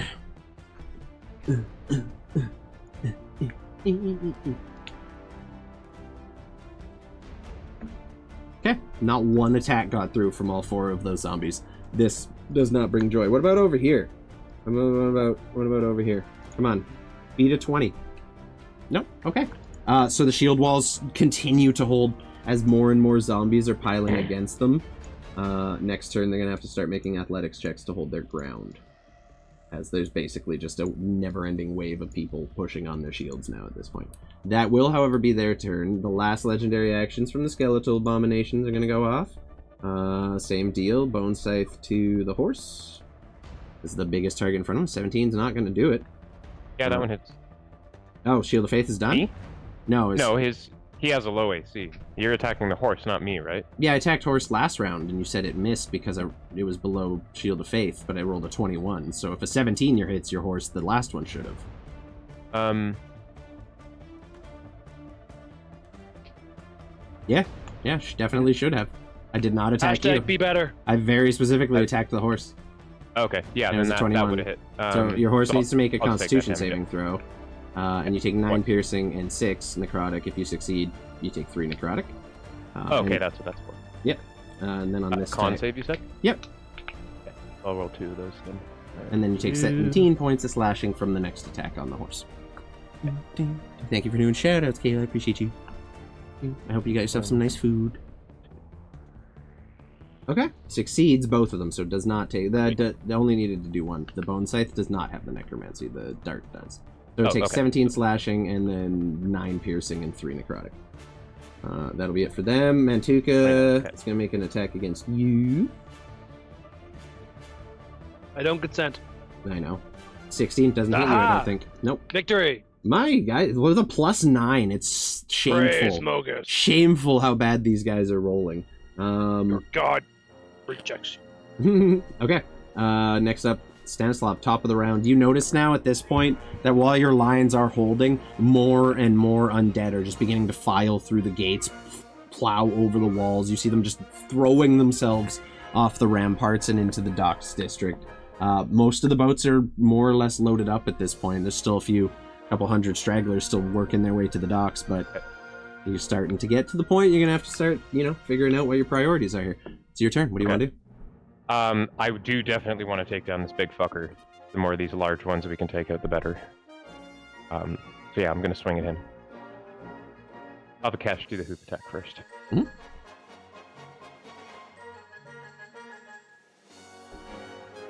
23. That hits. AC 17, not hard. The second one's a natural 9 one. points Oh, of okay, it wasn't natural. 9 points. Okay. And then my first hammer attack. Mm-hmm. Drop that hammer, baby. 18. Just barely, yep. You gotta be a 17. Takes 18 points of damage, 14 bludgeoning, and 4 radiant. Okay. Be alive. Oh, yeah. Okay. Dude, when you fought this guy last, he had like upwards of 200 HP, and he's bigger than last time. This is a boss fight with legendary actions. It's not a one-hit kill. A little too late to declare divine smite, so I'll attack him again. Sure. 28. That's gonna hit. Jump first level smite. He takes 15 points from that, and then another 10 radiant. Okay, you notice as the radiant flashes are going off from your hammer, they are having a pretty substantial effect on this creature. It is recoiling kind of away. As you smash bones off of it, you see them fall off, crumble to the ground with kind of a clanging or a clunking sound, and just kind of rest in the sand there. What else do you want to do? So that's my 2 attacks, the horse's attack. Mm-hmm. I will use my last use of Harness Divine Power to get one more 3rd level spell slot back. Okay, very, very smart. And that's it. Very smart. Okay. And I am not going anywhere. Okay. All right, Mantuka, you're up. You see just like the coming from Stanislav's side, just through the sandstorm, you see these bursts of bright golden radiant energy, and you get the feeling Stanislav's putting some work in over there. What do you want to do? Dad's got none of that! Retreat! And I'm gonna fucking dash over this way. He's gonna bail. Dad's got none of that sugar magic!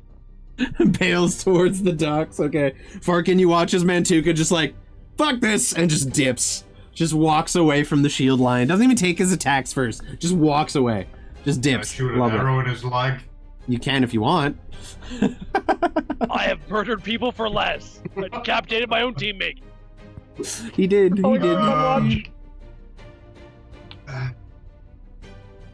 Live to fight another day. Bear He bug. kicked my goat off a cliff. Don't mess with this cow. Yeah, I think I'm gonna do the same. I'm gonna follow Mantuka. I do not feel like dying at the moment. Okay, fair enough. Fair enough. Yeah, that's good. And I'm gonna issue the command to the shield wall to collapse once it's their turn. Okay, fall back. Yeah. Okay. At full So speed, or are we moving? Fall back to here, to this area to choke off a little more. Okay. And then their next turn, fall back farther. Okay, so action to disengage and then movement, and they're just going to hold that position, or do you want them to risk the attack?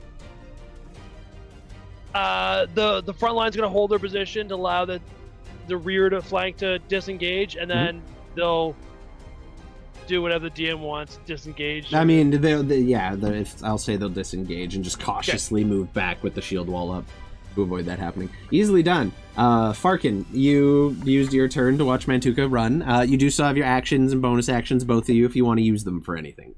Feel free. Otherwise, I'll just count you as running away. I'm gonna yell out to the other fighting forces to collapse because we're being overrun. I'm not gonna yell that because my wife would kill me.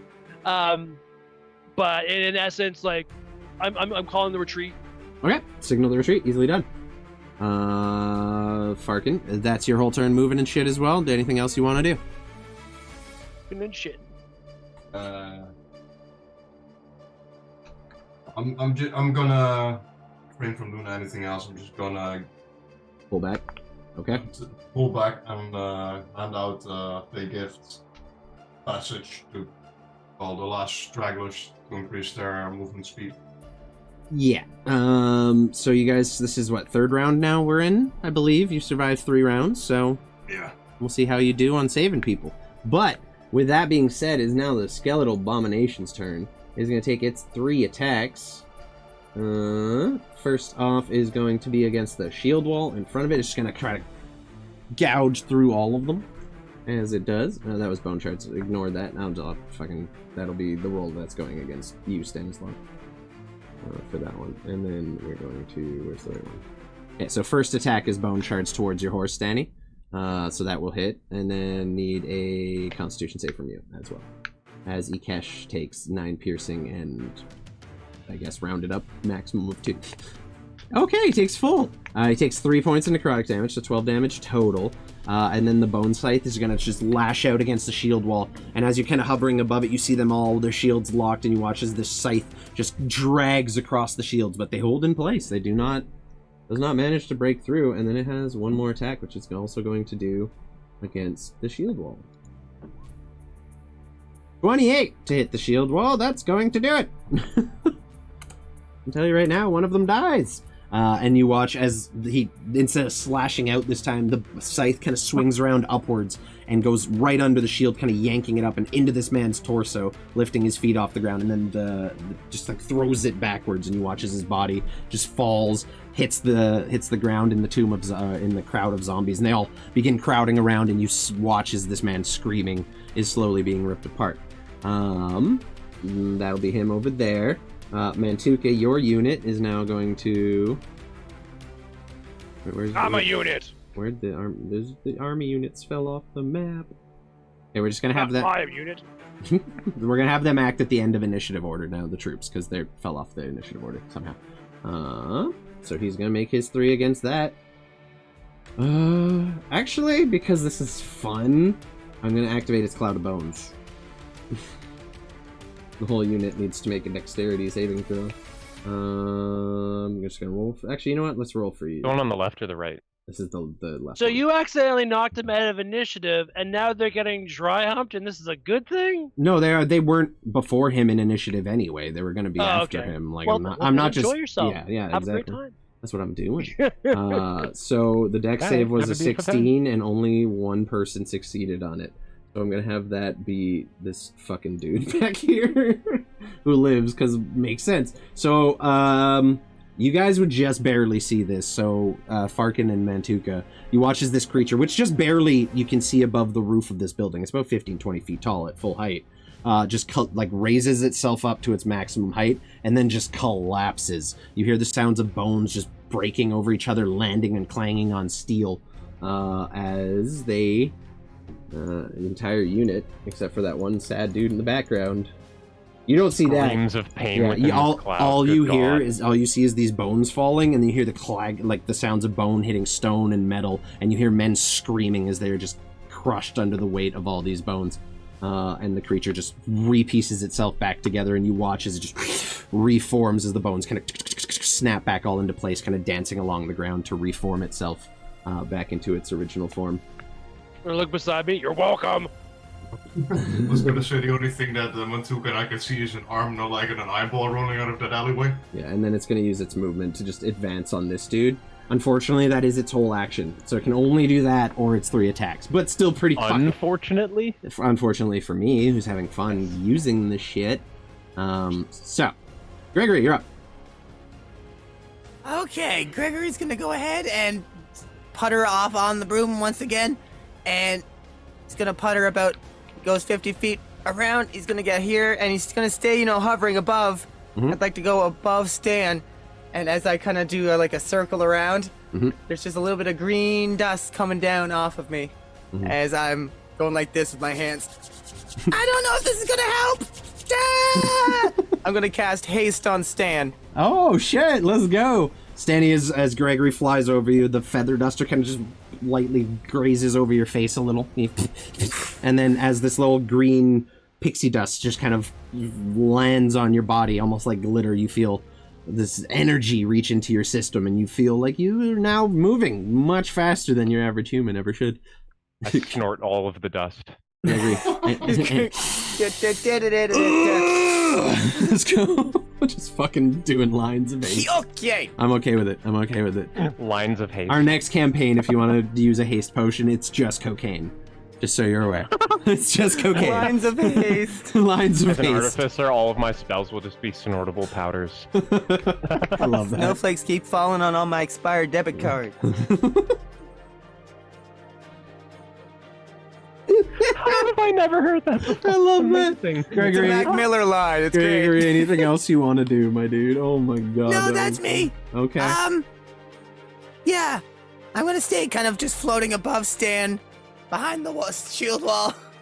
Not behind, above it, I guess, but yeah. Kind of above, yeah. Okay. That's me.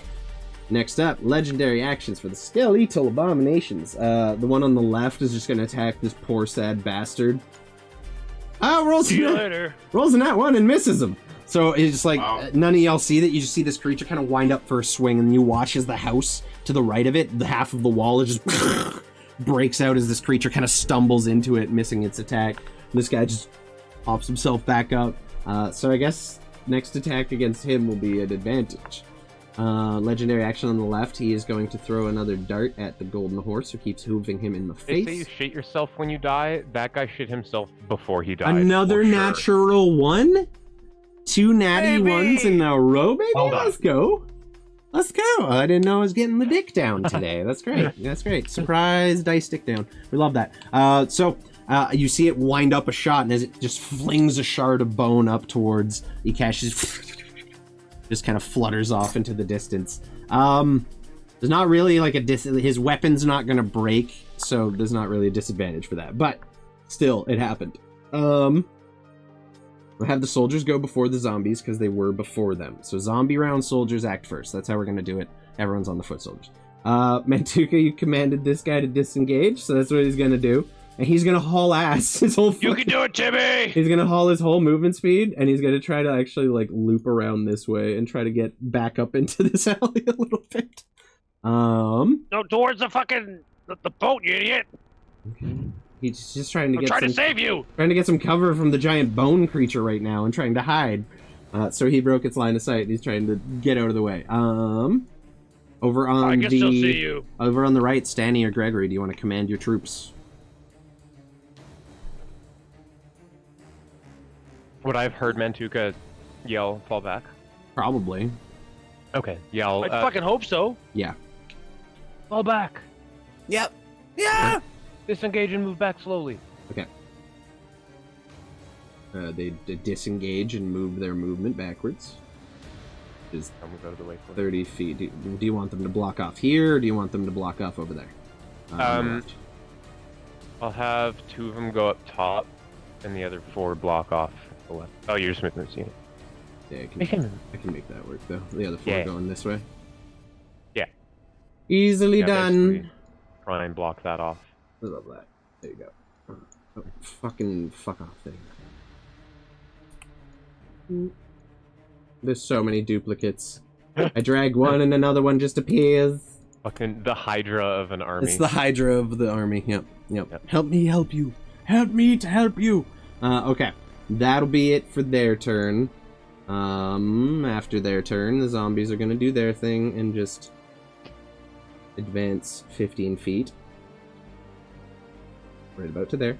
Because they're fucking trying to get through that shit. They're gonna take a round of attacks against the Imperium shield wall, which are not gonna hit.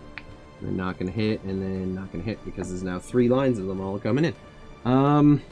No, one rolled. No, yeah, they have to roll like above a 20 when the phalanx is built, so they're probably not gonna do it. However, the end of their turn, the skeletal abomination is gonna take their legendary actions. Stanny, it's gonna scythe attack towards your horse. Okay.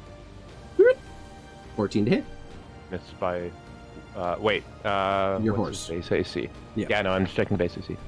That is what you need to hit. So yes. That hits. Okay, so he takes 18 points of slashing damage. How is your horse looking? I get advantage from Kayla. Thanks, boo. Appreciate you. That's my girl. That was exactly Love what you that needed. shit. So he's gone. Okay, poof. Okay, the horse just dissipates, and Stanny, you're only about 10 feet up, so you just fall. Quick dex save for me. Not a very high DC to just land on your feet as your horse just poof out from around you. 23. Okay, you're good. You just land right on your feet, your shield up, your weapon ready. Now face to face with this creature. The one over here can't really do much, but it does see some people running to boats, so it is going to throw Bone Shard at those people. Does it need like a 2 to hit? Yeah, basically. So you guys don't really see what's happening over there. You just hear this GM, because okay, a Varian, thank you for that. Couldn't just let her give me a nice little gift. Couldn't let me have that. Couldn't let me have that. Fuck. Appreciate you. Balance. You so yin. So it's okay, because that advantage could have helped a friendly NPC escape. Now it's just a normal roll. That's what happens. I've explained it many, many times. Perfect. Yep, that one's on you. However, at the start of the round, before anything else happens, you all hear the sound of beating wings coming towards you. And then Mantuka and Farkin, I need you both to make me dexterity saving throws as you see this massive shadow just fly in from the sandstorm and just coat this entire side of the docks with a 60-foot cone of necrotic flame. Go ahead and dex save for me, please.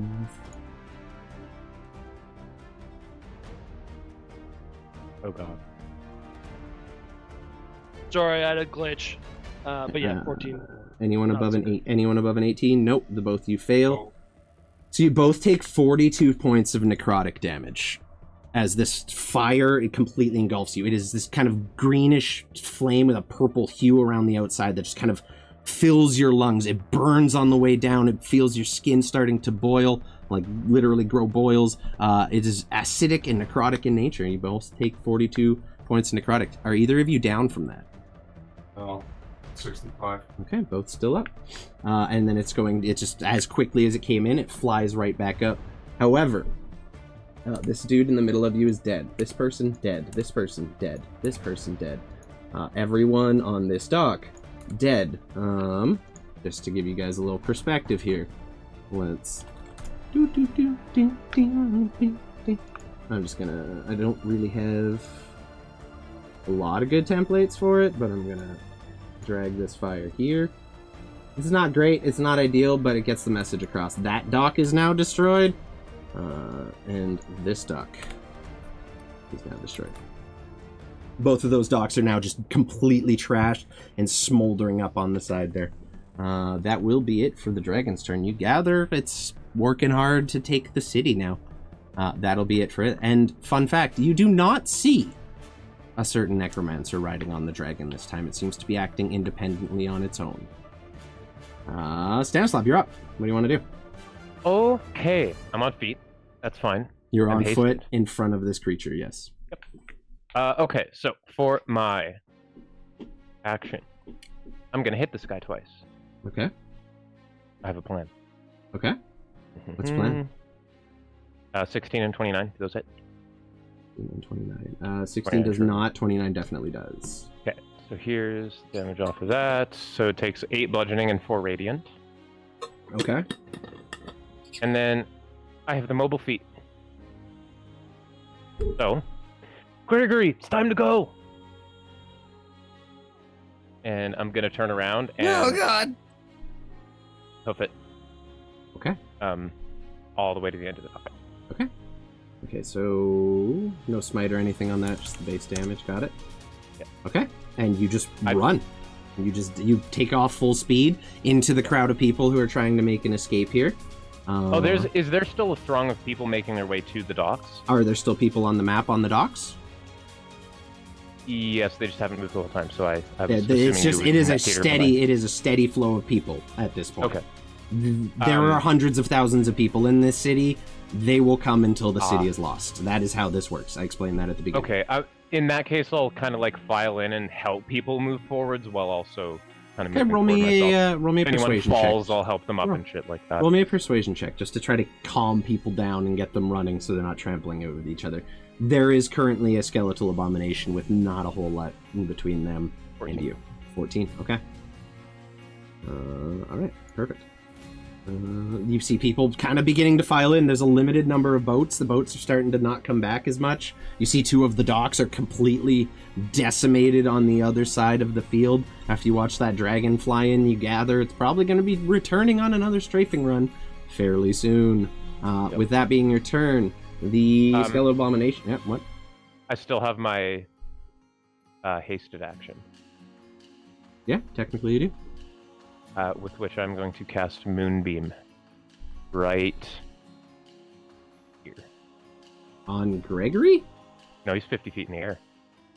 It's a cylinder from the sky that straight down. And anyone in that cylinder is 40 hit. feet high. Okay. Is Gregory 50 feet up? What he said? Is that what he said? Well, I was on the roof of the over there. Yeah, he was on the roof. That ain't a 50-foot high roof. Oh, well, I'll do it to avoid Gregory, so... Yeah, basically like this small square right here. Cool. Roger that. Yeah. Boop. Moonbeam. Love that. Perfect. So Gregory, as you're standing there, you just see the sky split and this beam of light cut through the sandstorm. This kind of pale bluish shoot right down in front of you. Cool, Stan! That was awesome!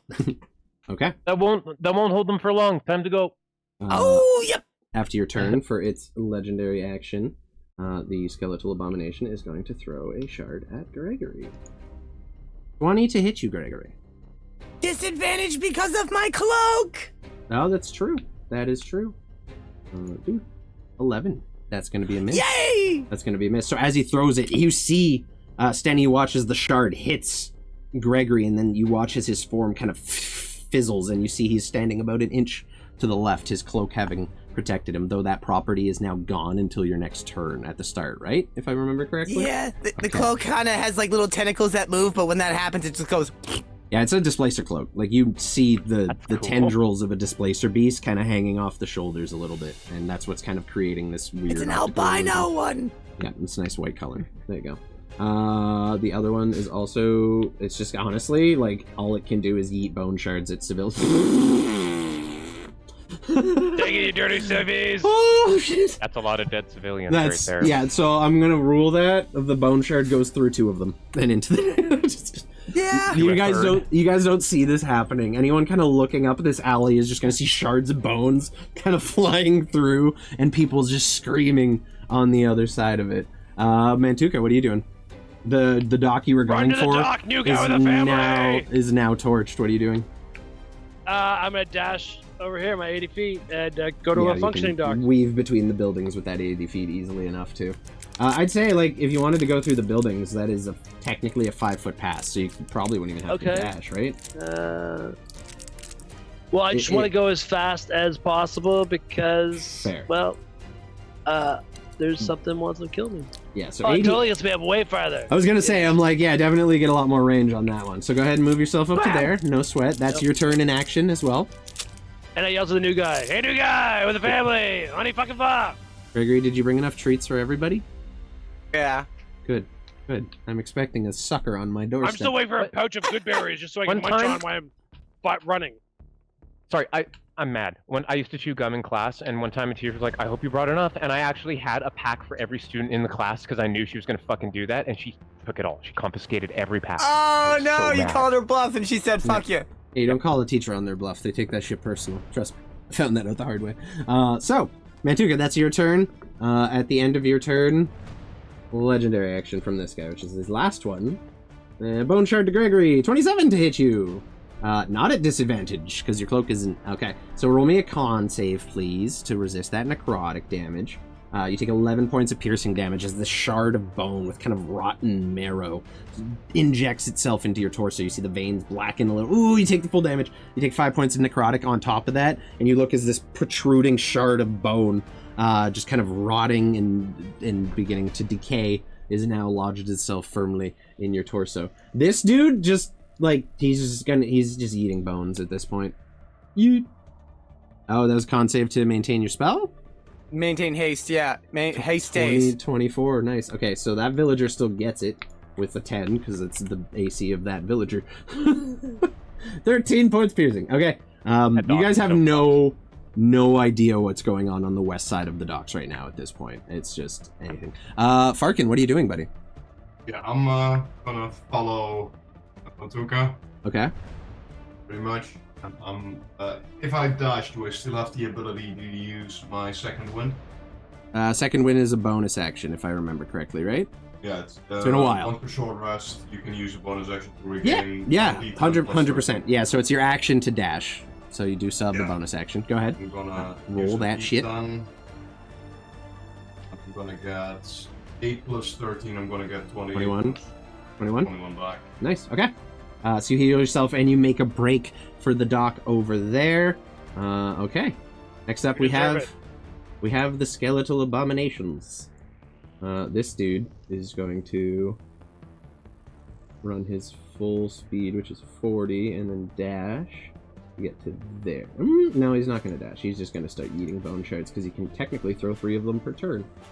He's going to throw 1 at the nearest civvy. There's 3 civvies behind you, so these are all going for them, technically. Sorry, civvies. 20, a 20, a 20, a 26, and a 16. Those all hit the civvies, and the damage is enough. So, boom, boom, boom. Montuka and Farkin, you watch as this massive skeletal creature is just walking towards you, flinging shards of its bones at people, and you are watching villagers and people from the Imperium, people you've saved from your sanctuary and managed to protect and liberate from Lysia, are just falling under a flurry of attacks from this creature as it makes its way towards you. You're pretty sure you're in range at this point. Maybe a little concerning. How many civvies are still behind us? None.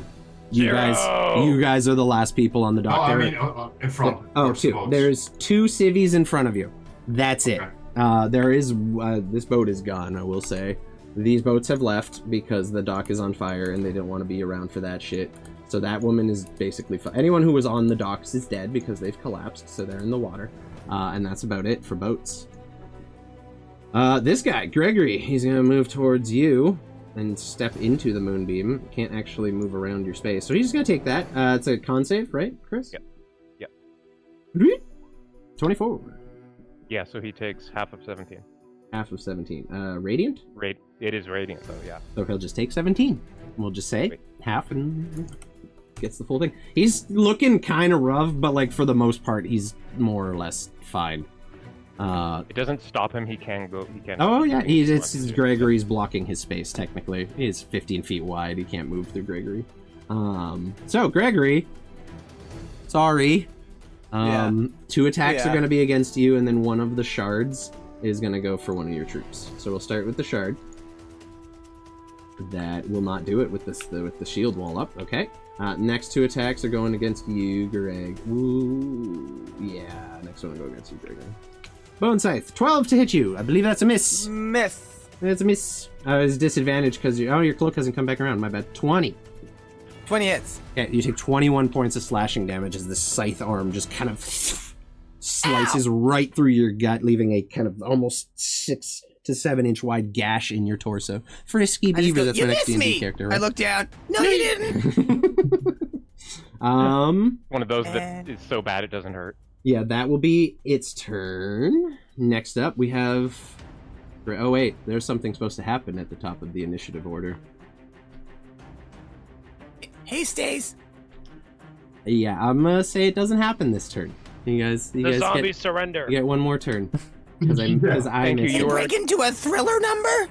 Takes the dragon a while to turn around, basically. It takes one round. Kind and beneficent one God. round to turn around. Gregory, you're up. This bound creature is just in front of you, towering over you, trying to rip your insides out. What are you doing?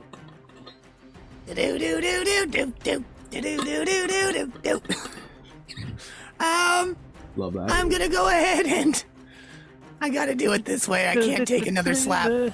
I open up the box on the broom, and just a swirling mass of eyeballs come up and take over me and blink, and I'm gone, and I'm gonna Misty Step 30 feet behind me. Okay. To Stanny, basically? 10, 20, 25, 30. Yeah, just going right here, and I'm still, like, up in the air on the broom, but I just went that 30 feet back, Okay. They blink again and they do a sklorping sound and I'm there. Blip! Okay. Think fuck! And I'm just Sounds- gonna rocket right down this way. 5, 10, 15, 20, 25, 30, 35, 40, 45, 50. I'm going this way on the broom. Hell yeah. Okay. And that's me. Hell yeah. That'll be it for your turn. Legendary action. This guy is going to just throw a bone shard. As he can. 21. That will hit your shield wall, dude, and that will be enough to take him down. Over here, I'm gonna roll a d4. If it's even, it's gonna throw it at Mantuka. If it's odd, it's gonna throw it at Farkin. Even, Mantuka. You're getting the goodies. Bone shard. 24 to hit you. No bueno. No bueno. So 9 points piercing. I need you to make me a con save, please. Oh, I don't want to. Con save. A convict save. It once was a nat 20, You take- but then turned into that. You take 6 points of necrotic damage, which is not negated by rage. Pardon me? I said you take 6 points of necrotic, which is not negated by rage, so that's fun. Next up we have this dude up here who hasn't been able to do shit this whole fight. So you have like a whole unit just trapped up here currently fighting this dude. They've just been doing their best up there. He's gonna make some attacks against them, I guess. Not gonna. They're soldiers. They're dying valiantly. For They literally are. They are holding their ground to the last minute here. No, they're actually being very clutch. Have not managed to get through it yet. Next up, zombies. However, legendary action. So another 2 bone shards coming y'all's way. Yeah. They're just. It's at this point you're fighting 2 legendary creatures. It's not great for you. Try and taunt it to throw it at me. I'll just throw it at you. How about that? I taunt the DM. Yeah, it hits.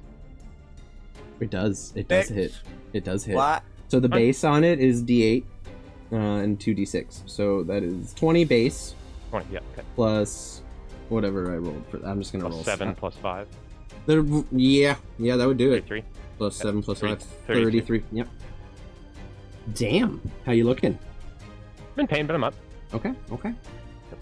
I started this. This is actually the first hit I've taken, thankfully, or else I would probably have gone down. Zombies are just gonna keep moving forward as they do. The ones over here are going to attack. You guys are gonna run up here. Honestly, this doesn't really matter at this point. Oh, hey, we're rolled above a 21. Let's go. They actually hit.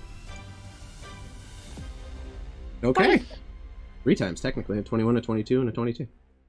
So they're rolling in groups. Because now, at this point, there is more than 4 actively attacking them. It is just a fucking swarm at this point. So that dude's dead. Fucking damn it!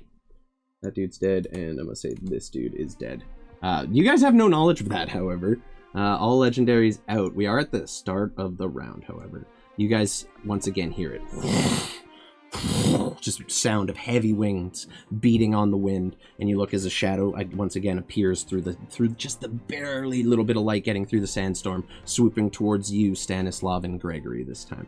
I need you both to make me a dexterity throw. It strafed one way and it literally looped back and is strafing the other side. Dexterity saving throw, please. Success from Gregory. Uh-oh.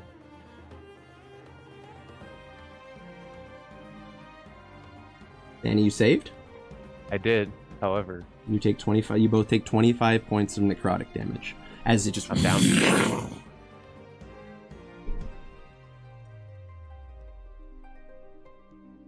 I started this fight with 57 HP. So, first of all, your troops all wiped out. All these people wiped out. That was exactly what you needed, by the Those way. people wiped out. Those people wiped out. So you took 25 and you're at 0. Exactly 0, yeah. Gregory. So you watch as this necrotic flame just consumes you and Stanislav entirely. You duck out of the way and shield your eyes. You feel your body taking the brunt of the damage as it does so. And then you look over and see Stanislav, completely consumed by it. His corpse laying on the ground, black skin. And you watch as his body starts to twitch. His eyes roll back in his head and his mouth falls agape, and you hear a very familiar moaning sound coming from the mouth of Stanislav. As he just opens his eyes and you see an undead Stanislav looking up at you. I'm so sorry. Don't be. This is the most incredible, heart-wrenching thing that's ever happened. I will ask you this, Stanislav. Would you like to control your zombie self? Yeah. Okay. You get to be zombie. kidding me? You get to be zombie Chris for the rest of the fight. Enjoy. Woo! What small consolation prize I can give. Also, I'm in tears right now. I just want you to know. I'm a little fucked up about that. I'm gonna be honest. This bridge is fucking toast, by the way. So Stanny is now a zombie. You have all of your abilities, fun fact. Good. Oh yeah. You come back as an intelligent zombie when this thing kills you. Oh no. Mantuka, you're up. You watch as the eastern side of the docks, the side that Stanny and Gregory were fighting on, is consumed in necrotic fire. What are you doing? I'm gonna yell for... What, Chris? Isn't it my turn? You're dead. No, technically. No, if you're dead. Technically, you would be zombie. I'd say it takes a turn for you to come back as a zombie. It's not like That makes instantaneous. It's like a little bit of a delay. Mantuka, what are you doing? Yeah, it's like a 6-second period, give or take. Mantuka. Yeah, I'm good, Chris. Okay, so I'm gonna yell for my partner, Bugbear, to grab the one in front of him, and I'm gonna rush forward, grabbing, I assume this is a civilian, and running to the boat. Yep, easily done. You grab that individual. Farkin, you already know your family is safely back on the boats already. They're all dealt with. That was one of the first things you saw too. Got them out of the way right away. So you just hear this order issued by Mantuka. What do you want to do? In conjunction with that, I'm gonna hold my action from the remainder of my movement till he gets in, and I'm gonna push off with the oars. Okay. I'm gonna pick up the guy that Mantuka wants me to pick up and get to the boat and get on one of the other oars. Okay. You run and you just grab this person almost by the collar, just by the back of them, and sprint forward to the boat, make your way. Mantuka, you start rowing, and you see as this swarm of zombies just pushes right up to the coast. Some of them try to step in the water and are just immediately knocked about by the waves and stuff coming in on the hard stone. It doesn't look like they're able to pursue you any farther than that. And you and Farkin and the three others in your boat are just rowing your way out to sea, while you look back and see in this sandstorm just an army of dead staring out at you. Farkin, I love you, Gregory! It's your turn. These guys are up. No, he is going to... He has 60 feet, so he's just going to walk out to there and throw a bone shard at your boat. I hope the dock crumbles under your stupid bone weight of death. Probably. I didn't need to roll 2 of those, just needed 1. So there's a 3, so that's going for Kieran instead. That's fun. That's fun, right? That's good. 25 to hit. That's gonna hit. You take 10 points of piercing damage. Roll me a Constitution saving throw, please. This terror makes me roll faster. Yeah. Constitution save. Okay. You do not succeed, unfortunately. So you take the full effect. You take 15 points of damage total, 5 of which is necrotic. I can use Fortune of the Money. As an attack roll. No, let's see if you. Oh yeah, if you fail a saving throw, that's true. Go ahead and roll it again.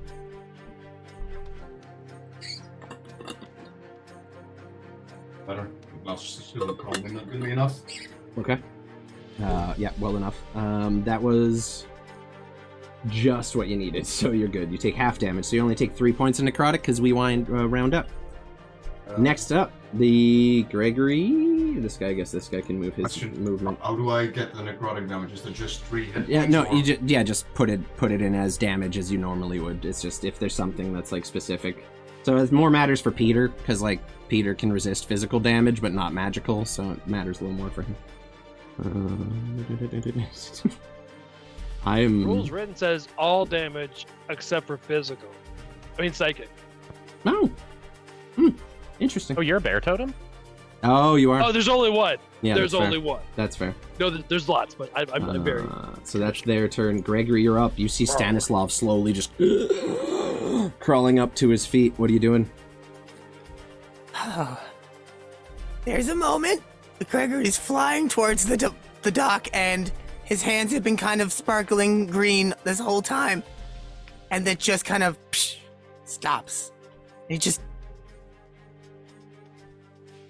looks behind him. Hasted zombie. And then Gregory just... go unconscious. I know. Just funny to think, though. Okay. A hasted zombie. A hasted paladin zombie. Get no. all the way out of here. Gregory just slowly turns around on the broom. And you just hear, even cutting through all this madness, you just hear, no. Gregory's gonna go ahead and fly right on up. Bucket. 25 feet to right there. Probably, can I see him from there? Oh, yeah. Yeah? Wonderful. I go right up to there. Mm-hmm. And I open up the box. And coming out is a tiny little green goblin in a black Stark bob wig holding a rosary. And I'm gonna cast Polymorph on Zombie Stan to turn him into a tiny baby goat. What's the roll to resist that? Wisdom save of 17. Then he make me a wisdom save. Not your strong suit. Not your strong suit. No, that's Baby one goats. I'm proficient in, and I... Buckney Gill. So you watch as zombie Stanislav moving his way towards you, polymorphs into this tiny little goat. And as you're looking at it, you're like, oh, so cute. And then you realize that the goat is also undead. It's all necrotic. Its horn fell off. I'm checking one thing real quick. Can you polymorph an undead thing out of curiosity? I'm just curious. I think you can. I feel like you can. Creature. Yeah, that counts. All good by me. Just checking. Just double checking. So goat now? there is just a baby zombie goat currently just chilling on the docks. It is a goat in all sense of the word, but it is still evil and a zombie. So like it turns towards you, half of its goat face is missing, one of its horns is broken, the fur is kind of patchy. It's not looking great, but you did effectively. So Stanny, look up the sheet for a goat, and that's I got you. it. I have 4 HP and my AC is 10. And my intelligence is 2. that was my action. So now I'm just gonna... I'm hiding around that corner there from the big guy, hopefully.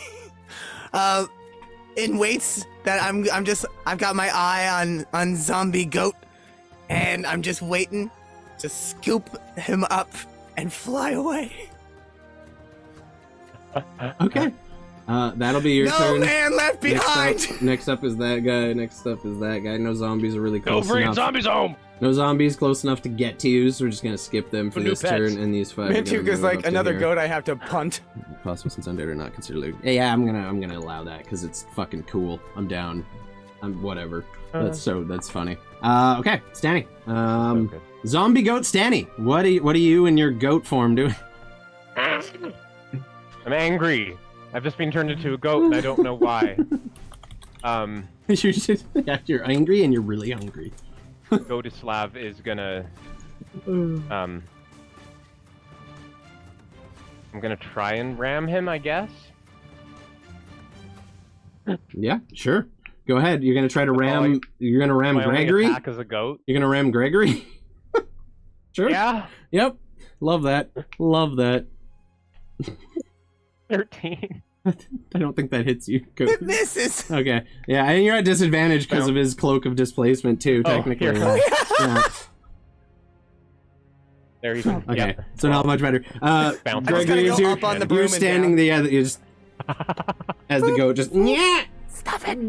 runs past you like twice, 2-3 times, trying to get you. Unable to do so. Mantuka, you're just rowing out at this point. You have no idea what's going on. You passed... Hard row! Past the point of being able to help Farkin too. Next up is the bone thing, which I guess is just gonna fucking... Alright, I gotta roll him a perception check to see if he sees you. I'm sorry, you are actively right there and not hiding. Yeah. That's a 7. I'm gonna say that's a no. So he's actually just gonna turn up this way. He's gonna move his 40 feet. And he's gonna yeet bone shards at these people. Because he can. 1, 2, 3. Oh, everyone but one hits. You're dead. Ha ha. You're dead. You're dead. So Gregory, you're watching as you're kind of like dealing with this goat situation here, and you look on the dock behind you as people are just running for dear life, realizing this is their last chance to escape, as two are just hit in the back with two bone shards and immediately just collapse onto the dock and kind of like skid to a halt on the slippery wood that is now somewhat bloodstained. That'll be it for their turns, however. And that one's just standing there. Gregory, you're up. Okay. Gregory's gonna go ahead and try to grab the goat. Easily done. Roll me an athletics. Goat, roll me an acrobatics or athletics to escape. I can decide? Yeah, your choice. Absolutely. Good. Yeah, when you're defending against a grapple, it's always a choice between the two.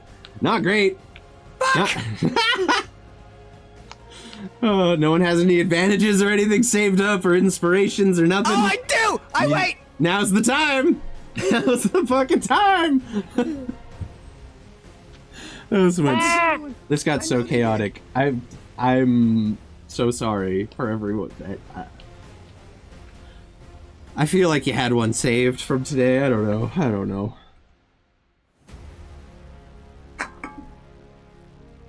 Yeah, from insomnia. There you go. Yeah. Use it. Roll it. Roll it. You got beat at 10. Come on, please. You have a please. 50 chance on this one. Like, oh my let's go! God. So as you try to grab it, it skirts out of your way just a little bit, and you manage to just barely grab it by one horn and yank it into the air. This undead, kind of foul-smelling goat. What are you doing? As soon as I pick him up, I am just holding him right under my arm. All right, zombie, stay eyes on you. It's time. Stands on you, eyes on Stan. Let's go! And was that my action grabbing? Mm-hmm. Yeah, I'm gonna go ahead and just boot her 50 feet right ahead. Easily. I'll say at that point you're off, more or less off the map, so you're out of range of any ranged attacks anyway. So that'll be where we wrap that up. So you just make your way out with this little baby zombie goat under your arm, and you make your way, and you eventually pick out the current. You see most of the ships have sailed away. There's only a few stragglers loading in people as they go, and you see the current just kind of sitting out there as Mantuka and Farkin are both just kind of like pulling up to it in their boat and like being lifted, like climbing on board. And kind of pull up and land with this baby zombie goat under your arm. Mantuka and Farkin, you see it. Farkin. Okay, go ahead, roll me a bite attack. It has bonus necrotic damage if you hit. Farkin, you see your wife and your two kids here, just kind of like waiting expectantly as they see boats beginning to come up. They're just like, just waiting and hopefully waiting to see you come up. And then as your face just appears, you see your wife just breathe a sigh of relief. As she sees you are alive and well, somewhat wounded, but have at least made it out of the city. The goat with a strength. Okay, so is that a hit? That hits? Yeah! Okay, roll the damage and add a d6 of necrotic to it, please. I would say I'm sorry, but I'm really not. This is too fucking Gregory turns into a zombie. God damn it! I'm gonna kill my entire party. I think so therefore I am. Attack. Descartes, inspiration point for goat stand. So you have inspiration goat stand. Oh god. If he doesn't use it, I will refund it, but we'll see. It does hit, so yep. You take one piercing, I guess. Yeah, from the bite, you take one piercing and four necrotic damage from the bite. As the teeth sink into your arm, you look as the veins are already black. Like if you were to die right now, you would turn as well. You familiar with the infection? Okay. Polymorph says. Yeah. Oh yeah. Oh shit. Oh no, that would have been bad. That would have been bad. Yeah. Goddamn. I quickly pull out some rope out of the box. You see Gregory is still just saying, no, we're gonna take you to Mowgli to JT the Jester, to someone's gonna fix this. And he's just tying up the goat, just really haphazardly, like top to bottom like a burrito, just like... Okay. As you all stand on the deck of the current, you look back on Pillarstone as the sails are dropped, or I guess sails are raised, and you begin sailing your way across to Redwatch. You look out and see the sandstorm just dissipate, just fade, almost as if it was called, and then dispersed almost as quickly. And you watch as an entire army of undead stand staring at you from the shore, the two skeletal abominations both just standing at the end of the docks, silently. A deathly quiet falls over the city, and you watch as the tower in the middle, which has now been reduced to rubble, pieces begin floating. Pieces begin floating up to it, and it begins rebuilding, and then over the top of it you see arms outstretched, just hovering in the sky, rebuilding this tower piece by piece. You see a very familiar necromancer just reigning over the city. Doesn't say anything, doesn't speak, he's just concentrating. And you watch as the dragon just flies past in the distance. Doesn't make any strafes to your ship. He knew he won. And he's content with that knowledge. As you all sail towards Redwatch, that's the site you're left with. And that's where we're going to call things for today, because it got a little heavy. We've kept Kieran for far too long already. I'm sorry it ran so long. That was more than I was expecting. Yeah, appreciate you being here. That's like a zombie. That is the most definitive character death we've ever had, because something already resurrected Stanny. The zombie magic, the necromancy. Like, he is effectively a different person now. But we will do with that information what we can. That'll be it for today, as the Imperium has fallen. I want to thank everyone for tuning in and joining through all the heavy stuff and being a part of it. Kayla, thank you again for the raid. I appreciate you. Everyone who's doing the curses and inspirational quotes. So good. Yeah, reincarnation technically would probably do it, but I don't know if there's anyone with that strong magic. Thank you again for the raid, Kayla, JT with the hydrates, and the subbies. I appreciate y'all. Honestly, like, I'm very excited to see where this is going to go next. Let's find someone to raid out on real quick. While I'm here, if you guys haven't already, go show some love to go show some love to Kieran. Go show some love to Ryan. Check out Fire Mission Battery. We'll be doing a giveaway for the finale, which is rapidly approaching. We will not be giving away the middle finger. You have to ask real nice to get that one. Hey, yo. We will be giving away this beautiful, chromatic, fucking sexy dice tower that is a nice metallic pink and black color. Paint free. No need to paint. It's just awesome, and it's done. We need to find someone to raid out on. Who is doing stuff? Good. Dork Tales is doing some D&D. We've never raided on Dork Tales, so let's hit them up with a little raid. Dork Tales. Woo! Woo! I want to thank everyone again for being here. We will be back tomorrow, Ryan and I, for some more hardcore World of Warcraft. I'm very fucking excited about it. Be a good way to come back from someone dying today. We'll see y'all later. In the meantime, be good to each other if you haven't already. Feel free to copy and paste those raid emotes into chat over there. Let them know that we sent you on over. In the meantime, I have been Rusty. These have been my friends, and you all have been awesome. We will see you next week to see where this is going. Bye. Bye, babies.